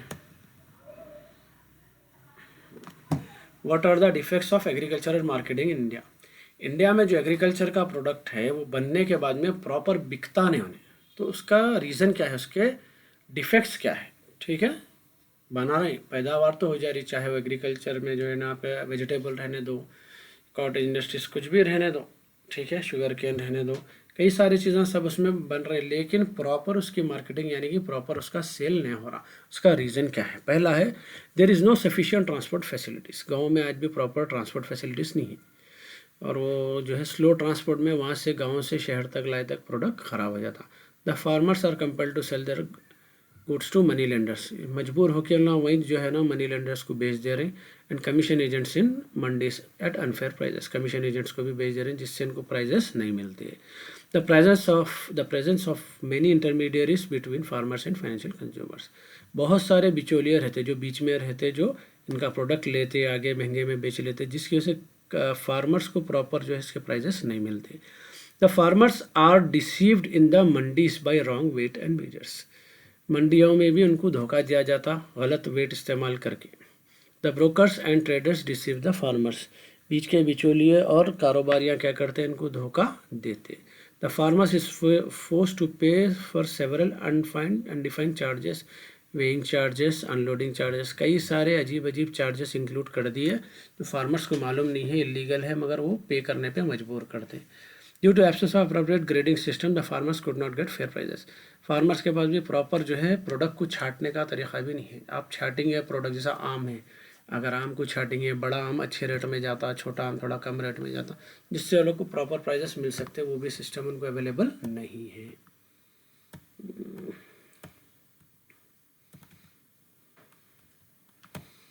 ये तो हो गया इंडस्ट्रियल रेजोल्यूशन।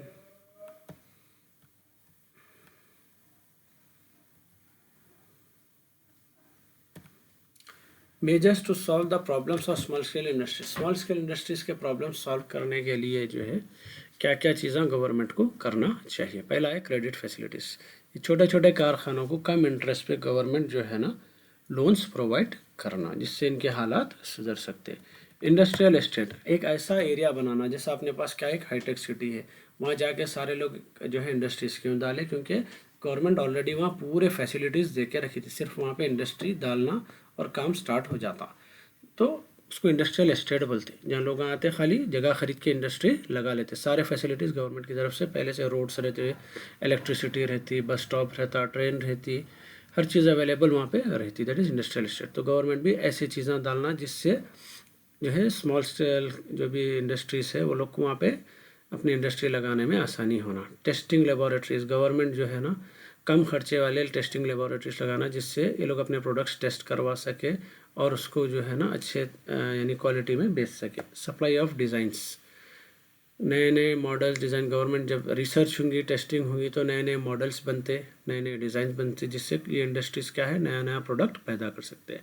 पब्लिसिटी, इन लोगों के लिए जो है ना कम खर्चे वाले एडवर्टाइजमेंट के स्कीम्स चलाना, गवर्नमेंट वो लोग को फैसिलिटीज़ पहुंचाना। हम अक्सर देखते हैं बस स्टॉपों पे वगैरह पे जो है एड्स लगे हुए रहते हैं। Facility of raw material, government जो है कम से कम खर्चे में जो है ना रॉ मटेरियल ये लोग को प्रोवाइड कर सके। काफ़ी है 5 पॉइंट्स।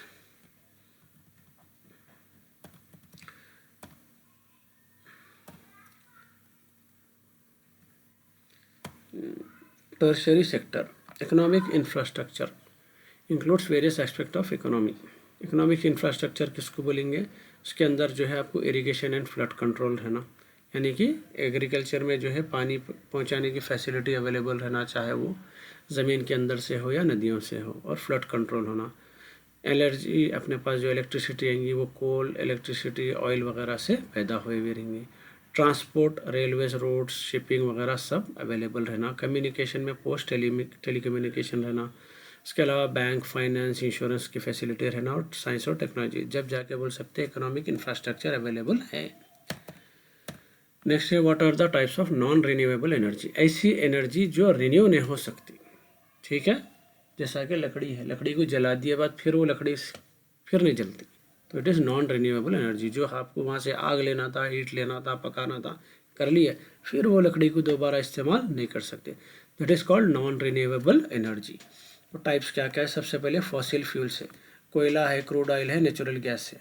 इसको यूज़ करके जो जो भी हम इलेक्ट्रिसिटी बना सकते, पकवान कर सकते और कई चीज़ें कर सकते। तो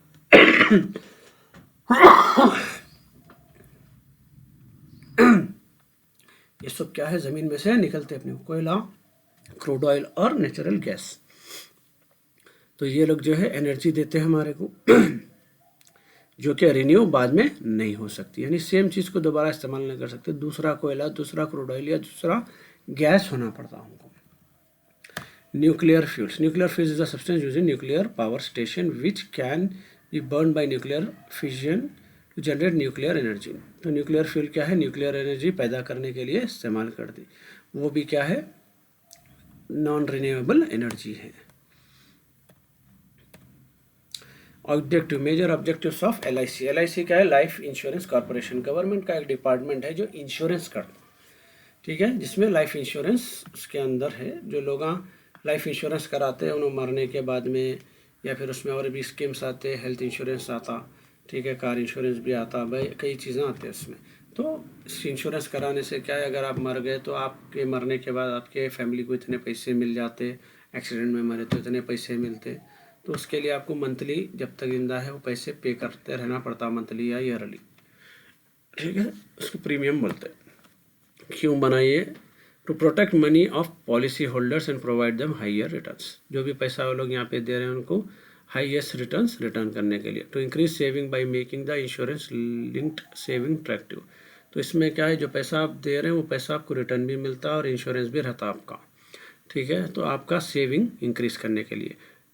to invest the money of policy holders such that both investor and community. आपका पैसा ये लोग लेके क्या करते हैं? दूसरे चीज़ों में इन्वेस्ट करते हैं, जिससे क्या है? अपने को, कंट्री को भी फ़ायदा होता और आपको भी फ़ायदा होता। To expand the insurance to rural, social and economically backward areas covering the risk of life at reasonable cost. यही पैसा आपका जो है गाँव के और दूसरे चीज़ों के लिए जो है ना, इकोनॉमिकली बैकवर्ड एरियाज़ को डेवलप करने के लिए इस्तेमाल किया जाता। To maintain economy in operation to completely resize the investors money. तो अपनी जो कंट्री है उसको इकोनॉमिकली सही मेंटेन करने के लिए और अपने पैसे को सही इस्तेमाल करने के लिए बनाया गया।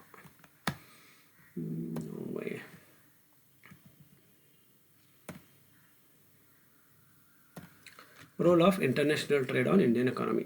इंटरनेशनल ट्रेड का मतलब जो भी अपना एक्सपोर्ट और इम्पोर्ट होता, ठीक है, उसकी अहमियत क्या है? सबसे पहला है comparative cost advantage. Foreign trade or international trade helps in producing the goods with less production cost at lower prices. India became expert in producing such commodities which has comparatively low comparative cost advantage. दूसरे countries में जो product ज़्यादा rate में बढ़ता, अपनी country में कम rate में बनता। इसमें क्या है? अपने को एक्सपोर्ट करे तो ज़्यादा फ़ायदा होता। मार्केट एक्सपेंशन, आप जो है ये चीज़ दुनिया के अलग अलग मुल्कों में बेच सकते, तो आपका मार्केट क्या हो जाता? बड़ा हो जाता। एग्रीकल्चर डेवलपमेंट, जब आपका प्रोडक्ट एक्सपोर्ट होगा तो आपका ऑटोमेटिक एग्रीकल्चर क्या होता? डेवलप होना शुरू हो जाता। कंपटीशन, कंपटीशन बढ़ने से क्या होता? बिजनेस बढ़ता, ठीक है, बहुत सारे जो है ना कंपनीज, इंडस्ट्रीज ये कारोबार में आते, जिससे आपका फ़ायदा भी बढ़ता और कंपटीशन हाई होता। उसके बाद foreign capital, India allowed MNCs to foreign investment. जो भी फॉरेन कैपिटल जब कंट्री में आता तो कंट्री के बहुत फ़ायदा होता, उससे कंट्री की जो है ना इनकम बढ़ जाती, ठीक है, तो इंडिया के लिए ये सब फ़ायदे हैं। Objectives of WTO, world trade organisation, ये इसका जो है वो पढ़ा देता हूँ मैं डिफरेंस, इसमें आंसर भी आपको कवर अप हो जाता, दोनों भी, कैट और WTO। WTO क्या है? World trade organisation. पहले क्या था? तो दो कंट्री जब बिजनेस करते थे तो एक एग्रीमेंट कर लेते थे, उसको था general agreement of tariffs and trade. उसमें लिखा हुआ रहता था कि इन्हों कितने में माल इनको देंगे, उन्होंने कितने में लेंगे, ये दोनों कंट्री के बीच में था। तो अक्सर हो रहा क्या था, ये लोग अगर एक दूसरे का एग्रीमेंट को रिस्पेक्ट नहीं दिए तो प्रॉब्लम ये था कि अब वो जंगा क्या केस हो, कौन लड़ेंगे उनके ऊपर? तो कोई भी नहीं है, ये कंट्री है, कंट्री से बढ़ के तो कोई चीज़ नहीं रहती। तो ये सब प्रॉब्लम्स हो रहे थे। तो जब कंट्री, वर्ल्ड के कई सारे ऑर्गेनाइजेशंस मिलके एक कमेटी बनाई, वर्ल्ड ट्रेड ऑर्गेनाइजेशन। ये ऑर्गेनाइजेशन क्या है? बिजनेस को कंट्रोल करती है पूरे वर्ल्ड के, जो आपस में कंट्रीज बिजनेस करते। ठीक है। It is a permanent institution with its secretary, इसका एक अपना ऑफिस भी है और ये परमानेंट है। गैट जो था ये कोई परमानेंट नहीं था, वो एग्रीमेंट वो बिजनेस की हद तक रहता था, ख़त्म हो जाता था। इट कमिटमेंट्स आर परमानेंट, जो भी लोग जो कमिट करे, जो रूल्स रहेंगे वो परमानेंट रहेंगे। इसमें क्या है, डिपेंड करता दोनों के एक्सेप्टेंस के ऊपर रहता था। It rules are applicable to the merchandise and services, तो इसके रूल्स जो जो लोग जो जो चीज़ का बिजनेस कर रहे हैं, ट्रेड कर रहे हैं, उन सब पे लागू रहते। It rules are applicable only to merchandise, ये क्या है, सिर्फ सामान के ऊपर रहता था, सर्विसेज के बिजनेस के ऊपर नहीं रहता था। ठीक है। Why should we protect environment, environment को हमको प्रोटेक्ट क्यों करना चाहिए, ये जनरल आंसर है। Environment provides good rains, quality seeds, climate and soil that are important for agricultural development. Environment अगर सही रहेगा तो रेन सही होती, समझे ना, बीज की क्वालिटी, ज़मीन की क्वालिटी, हर चीज़ प्रॉपर रहती, जिससे हमारे को जो है ना प्रॉपर जो है ना इन्वायरमेंट सही रहा तो हर चीज़ प्रॉपर मिलती है अपने को। Protecting the environment helps in economic activities such as fisheries, dairy, mining etcetera. Environment सही रहेगा तो फिशरी बिजनेस भी अच्छा चलता, डेयरी बिजनेस भी अच्छा चलता, माइनिंग बिजनेस भी अच्छा चलता। ये सब चीज़ें प्रॉपर रहती हैं इन्वायरमेंट सही रहने पे। It is possible to eradicate poverty in a country, country में क्या है, गरीबी दूर होने का हमेशा चांस रहता। Protection of environment encourages human happiness, मौसम सही रहेगा, इन्वायरमेंट सही रहेगा तो इंसान भी खुश रहता। इन्वायरमेंटल इम्बैलेंस में रिजल्ट इन अर्थक्वेक्स, फ्लड्स, फेमाइन्स, अगर इन्वायरमेंट सही नहीं रहेगा तो अर्थक्वेक का चांस रहता, फ्लड का चांस रहता, फेमाइन सूखा पड़ने का चांस रहता, और cyclones. Environmental protection maintains biodiversity and ecological balance, इससे क्या है, जानवर, इंसान, जो भी जहाँ रहते हैं उन लोग अपने माहौल में अच्छे तरह से ज़िंदगी गुजार सकते हैं अगर इन्वायरमेंट सही रहा तो। It is important to protect forest as they provide rains and balance weather, जंगलों को बचाना ज़रूरी है जिसकी वजह से बारिश वगैरह हमारी प्रॉपर होती, जो हम लोग सोशल में भी पढ़े और साइंस में भी पढ़े। To balance the destructed forest more number of trees should be planted, जो ऑलरेडी जंगल ख़राब हो गए वहाँ पर प्रॉपर झाड़ा लगाना ज़रूरी है। ठीक है। पोल्यूशंस मालूम है अपने को, discuss the types of pollution. Pollution में सबसे पहले है air pollution. Air pollution refers to the contamination of air with pollutions, हवा ख़राब होना, दैट इज़ एयर पोल्यूशन। इसकी वजह क्या है, एग्रीकल्चरल एक्टिविटीज़, एग्रीकल्चर में जो दवा वगैरह मारते करते वो हवा में मिक्स हो जाती। मैन्युफैक्चरिंग प्रोसेस इंडस्ट्रीज़ की वजह से होता, सॉल्वेंट प्रोसेस केमिकल्स की वजह से होता, कंबशन, धुआं, ये जो वेस्टेज छोड़ते जो कंपनीज उसकी वजह से होता, न्यूक्लियर एनर्जी प्रोग्राम की वजह से। वाटर पोल्यूशन, पानी गंदा होना, ठीक है, जिसमें पानी ख़राब हो जाना जिसमें केमिकल्स वगैरह मिक्स होने से। कॉजेस क्या है, इनऑर्गेनिक मटेरियल, मिनरल कंपाउंड्स, जो इनऑर्गेनिक यानी कि आर्टिफिशियल जो क्रिएट करते हैं आपके केमिकल्स वगैरह, जो इंडस्ट्रीज वगैरह से निकल के पानी में मिक्स हो जाते हैं। Exotic organic chemical, organic chemicals भी छः झाड़ों के छः जो पानी में नहीं मिलना चाहिए, जो नुकसान पहुंचाते हैं, वो भी पानी में मिक्स हो जाते हैं। Release of municipal waste, drainage system वगैरह पानी में मिक्स हो जाना। फर्टिलाइजर्स एंड पेस्टिसाइड, जो किसान यूज़ करते हैं फर्टिलाइज़र और वगैरह पेस्टिसाइड्स, कीड़े मारने की दवाएँ, वो पानी में मिक्स हो जाना जिसकी वजह से वाटर पोल्यूशन होता। नॉइस पोल्यूशन मालूम है आपको, आवाज़, ठीक है, उसके कॉजेस क्या क्या है अपने को मालूम है, रेलवेज की आवाज़, traffic, construction, loud speakers, industries, public gathering, drums, crackers, पटाखे एक्सेट्रा, ये सब चीज़ें क्या है, नॉइस पोल्यूशन क्रिएट करते। Explain the causes for environmental degradation, अपना इन्वायरमेंट ख़राब होने का रीज़न क्या है, सबसे पहला है नेचुरल कॉज, ठीक है, tsunami, storms, earthquakes, world fires वगैरह, ये चीज़ें भी क्या कर रहे हैं, अपनी ज़मीन को और अपने माहौल को ख़राब कर दे रहे हैं। डिफॉरेस्टेशन, जंगलों का काटना, जंगल काटेंगे टेम्परेचर इंक्रीज़ होता, ग्लोबल वार्मिंग होती इसकी वजह से। पॉल्यूशन जो अभी पड़े अपन एयर वाटर, और ये पॉल्यूशन क्या करता, अपने एनवायरनमेंट को ख़राब कर देता। Industrialisation and over production, industries डालने की वजह से जो है प्रोडक्शन बढ़ गया, जिसकी वजह से भी जो है पानी में और हवा में धुआं, हद से ज़्यादा जो है पोल्यूशन फैल गया। लैंड डिस्टर्बेंस, ज़मीन पे हद से ज़्यादा जो है अपने को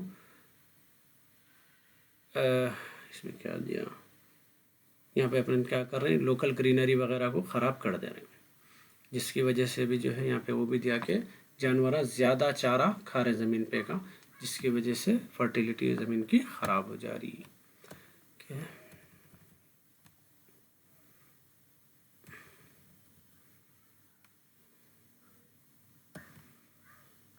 Write a brief note on education profile.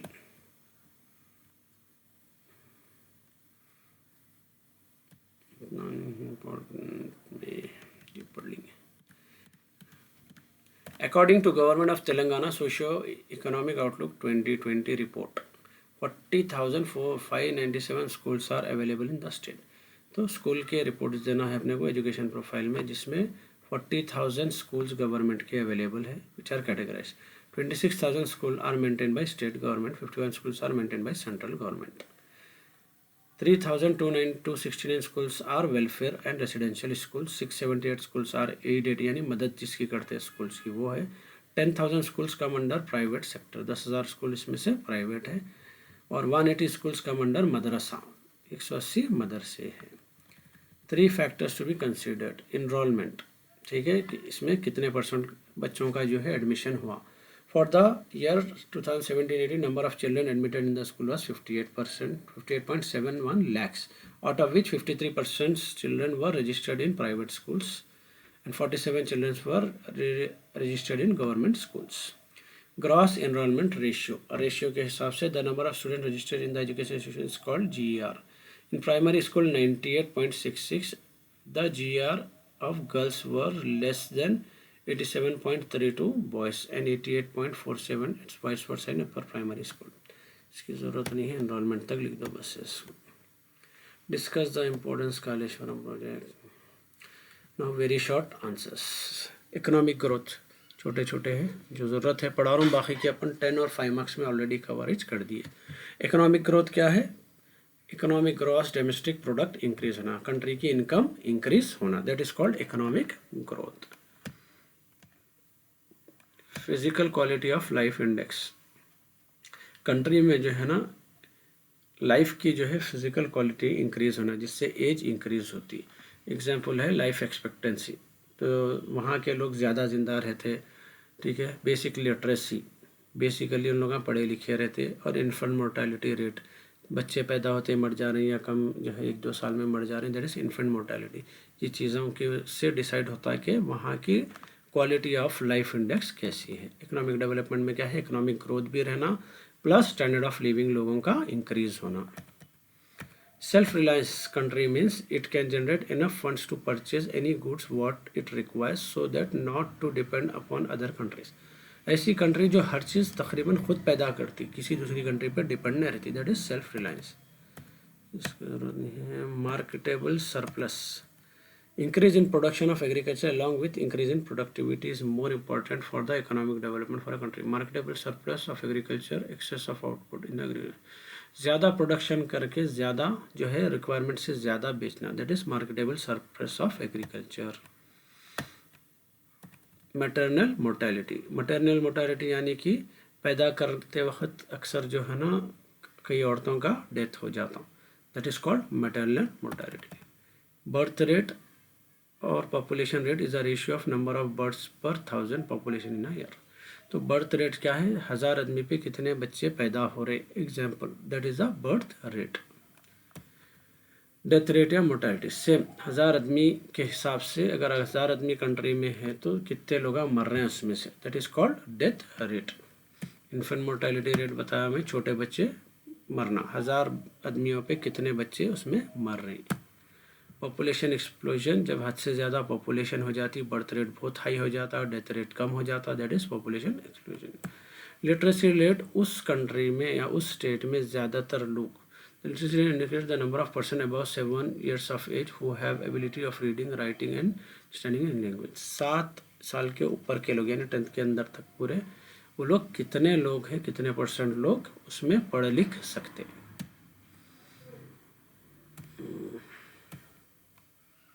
Next है एब्सोल्यूट पॉवर्टी.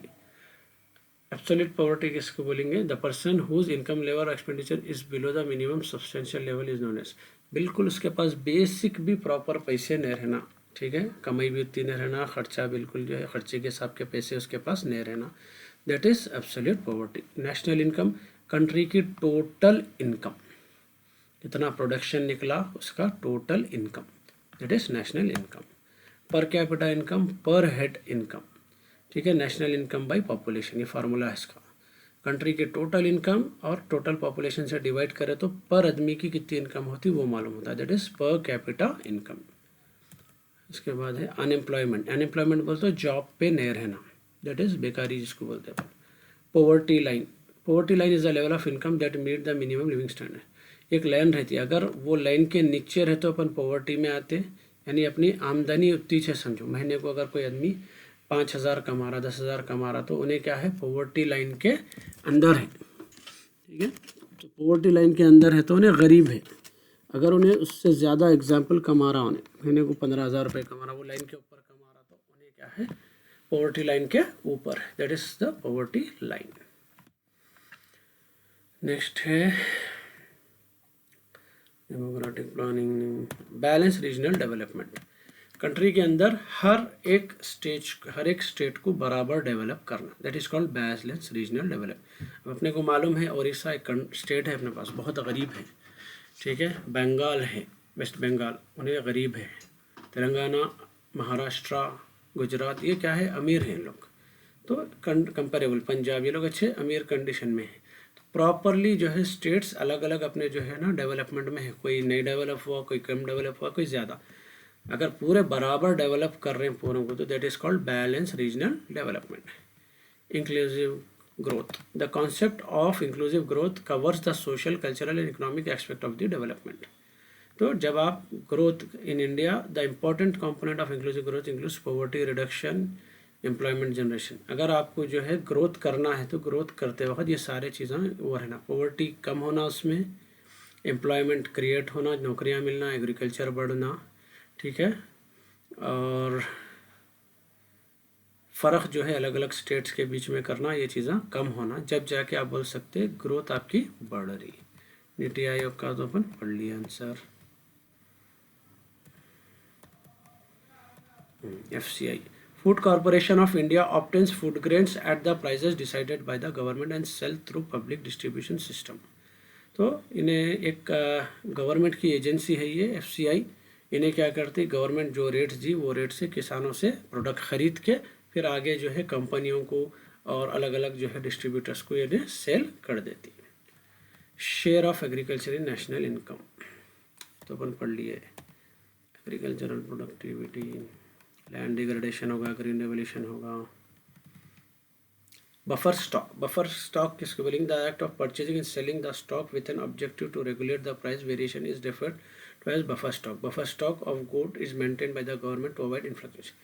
एक्स्ट्रा जो है स्टोरेज रखना अपने पास, जैसा कि अपने को सपोज मालूम हुआ कि पेट्रोल का अपन करते, देखो पेट्रोल जो है ना कल से नहीं मिलने वाला है तो आज जाकर टैंक फुल करा लेते, that is called buffer stock. हमको उतने पेट्रोल की फ़िलहाल ज़रूरत नहीं रहती, लेकिन फ्यूचर में उसकी कमी नहीं होना बोल के क्या करते अपन उसको जो है ना स्टॉक करके रखते, that is called buffer stock. Government भी स्टॉक करके रखती ताकि कभी भी जो है ना कमी कोई चीज़ की नहीं होना। Warehousing facilities, central warehousing corporation was established. Warehousing facilities क्या है, जैसा गाँव वगैरह में इधर उधर में क्या है, कई सारे जो प्रोडक्ट्स है जो जल्दी ख़राब हो जाते हैं, जिसको स्टोर करना ज़रूरी है, प्रॉपर स्टोर करना, या फिर जो है ठंडक में स्टोर करना ज़रूरी है, तो ऐसे प्रोडक्ट्स को जो है ना वेयर हाउसिंग की ज़रूरत रहती है, ठीक है। वेयर हाउसिंग बोले तो गोदाम की ज़रूरत रहती है, तो वो गोदामा गवर्नमेंट प्रोवाइड करती है, ठीक है, कुछ किराए के ऊपर, जहाँ पे किसान अपना प्रोडक्ट स्टोर करके रख सकते हैं, that is warehousing. Food security, world development report defined food security as accessibility of sufficient food by every person.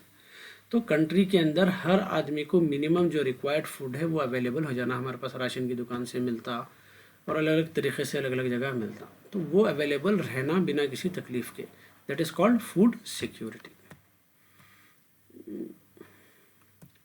Independence हो गया,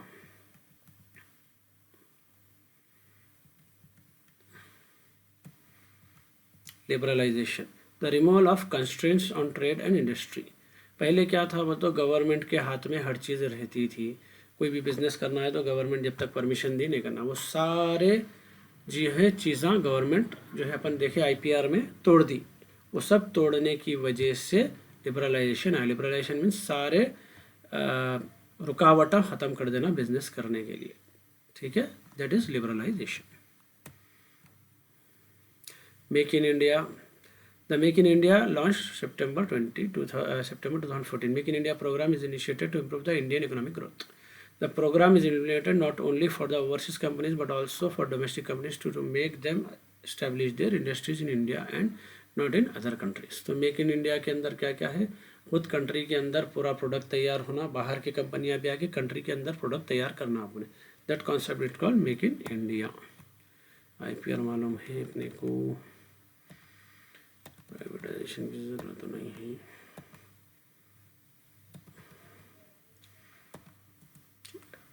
टर्शरी सेक्टर का समझाया मैं। टर्शरी सेक्टर किसको बोलेंगे, अपने को तीन तरीके से आमदनी है कंट्री को, एक एग्रीकल्चर से आती है, दूसरी इंडस्ट्रीज से आती है, इसको प्राइमरी, इसको सेकेंडरी सेक्टर बोलते हैं। थर्ड है इसके अंदर टर्शरी सेक्टर। टर्शरी सेक्टर में अपने को road transport, communication, banking, insurance, education, इसको सर्विस सेक्टर भी बोलते हैं, ठीक है। या इंफ्रास्ट्रक्चर किसको बोलेंगे, फैसिलिटीज़, जो अभी अपन टर्शरी सेक्टर के देखें, ये पूरे फैसिलिटीज़ को बोलते हैं अपन इंफ्रास्ट्रक्चर, ठीक है। इलेक्ट्रिसिटी आती है अपने घर को, banking services, communication, mobile services, roads, ठीक है, ये सारे सर्विसेज को बोलेंगे इंफ्रास्ट्रक्चर, फैसिलिटीज़ को बोलते हैं। वाटर ट्रांसपोर्ट मालूम है अपने को, ये CLIC पढ़ लिया अपन, यार भी जरूरत नहीं है। FDI समझाया था हमें, foreign direct investment is the international capital movement, मगर बाहर के कंपनीज डायरेक्ट आके पैसा अपने पास इन्वेस्ट कर रहे हैं, जैसा आपको जो है वॉलमार्ट है अपने पास है सो, ठीक है, और ऐसे कई सारे बाहर के कंपनियां यहाँ इन्वेस्ट करे हुए हैं, ठीक है। IKEA आया इधर, तो ये है FDI, फॉरेन डायरेक्ट इन्वेस्टमेंट, वो लोग यहाँ पे आके डायरेक्टली अपना पैसा कारोबार में लगा सकते हैं। जो ब्रूटियो होगा, balance of payment. Balance of payment refers to a statistical record which is in the form of balance sheet containing all the transaction with the world during a specific period of time. Balance of payment क्या है, एक statement है, एक क्या है, account है, जिसमें साल भर में जो है ना आप इंटरनेशनल कंट्रीज़ के बीच में कोई कंट्री से आप क्या लेन देन करें, क्योंकि इंटरनेशनल जो कंट्रीज़ रहते हैं अपने कंट्री और दूसरी कंट्री के बीच में पैसे का लेन देन नहीं होता, ठीक है, पैसे का लेन देन नहीं होता। बैलेंस ऑफ पेमेंट, तो कंट्रीज जब बिजनेस करते हैं तो कभी भी वो लोग पैसा नहीं इन्वॉल्व करते, इतना सामान वो लोग अपने पास का सामान दे के वो कंट्री का सामान एक्सचेंज में लेते। जैसा अपने को पेट्रोल खरीदना है तो अपन एग्रीकल्चरल प्रोडक्ट्स देते और पेट्रोल लेते उसी रेट का, डॉलर में उसको कन्वर्ट करके, दैट इज, तो उसका रिकॉर्ड को बोलते हैं balance of payment.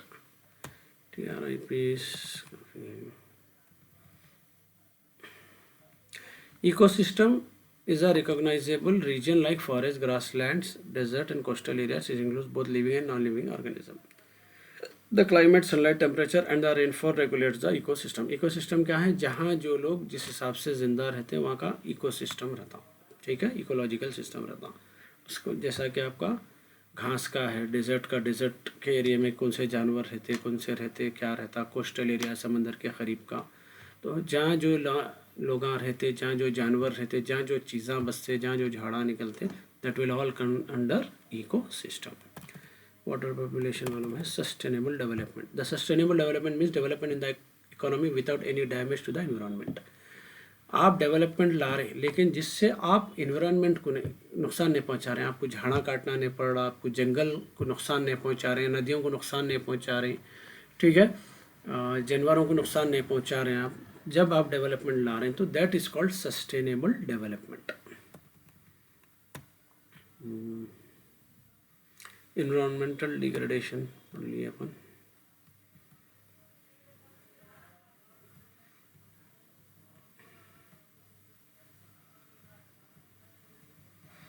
TS-IPAS. The Telangana government has passed the Telangana State Industrial Project Approval and Self-Certification System to create an investor-friendly environment in the state on the basis of self-certification given by the entrepreneur. ये क्या है, एक type का जो है certificate निकाले जहाँ पे कोई भी आसानी से कंट्री यहाँ पे स्टेट के अंदर अपने जो है अपना बिजनेस स्टार्ट कर सकता जिसके लिए उसको कोई गवर्नमेंट से स्पेशल परमिशन की ज़रूरत नहीं है। उन्हें खुद अपने डिटेल्स ला के सबमिट कर देना, वो उसको आई पास बोलते हैं, और उन्हें अपना बिजनेस स्टार्ट कर सकता। सारा पेंशन स्कीम पढ़ लिए अपन।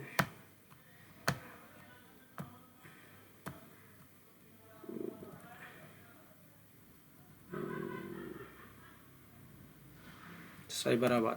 Telangana state plays an important role in the export of software in India. Hyderabad is termed as Cyberabad as major software industries are situated in it. तो हैदराबाद में जो है अपने को एक एरिया या फिर हैदराबाद को साइबराबाद बुलाया जाता, क्योंकि हम लोग आईटी सिटी बन चुके हैं, क्योंकि हमारे पास से ज़्यादातर सॉफ्टवेयर जो है पूरे वर्ल्ड में एक्सपोर्ट होता है और हमारे पास सॉफ्टवेयर कंपनीज पूरे यहाँ पे हैं।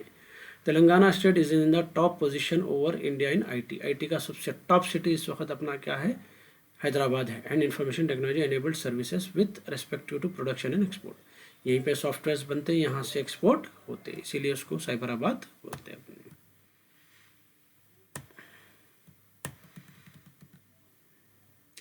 Mission Kakatiya is a flagship program which is also known as Mana Uru Mana Cheruvu. The main aim of this scheme is to enhance minor irrigation schemes in the state by involving community participation to provide sustainable water security in Telangana.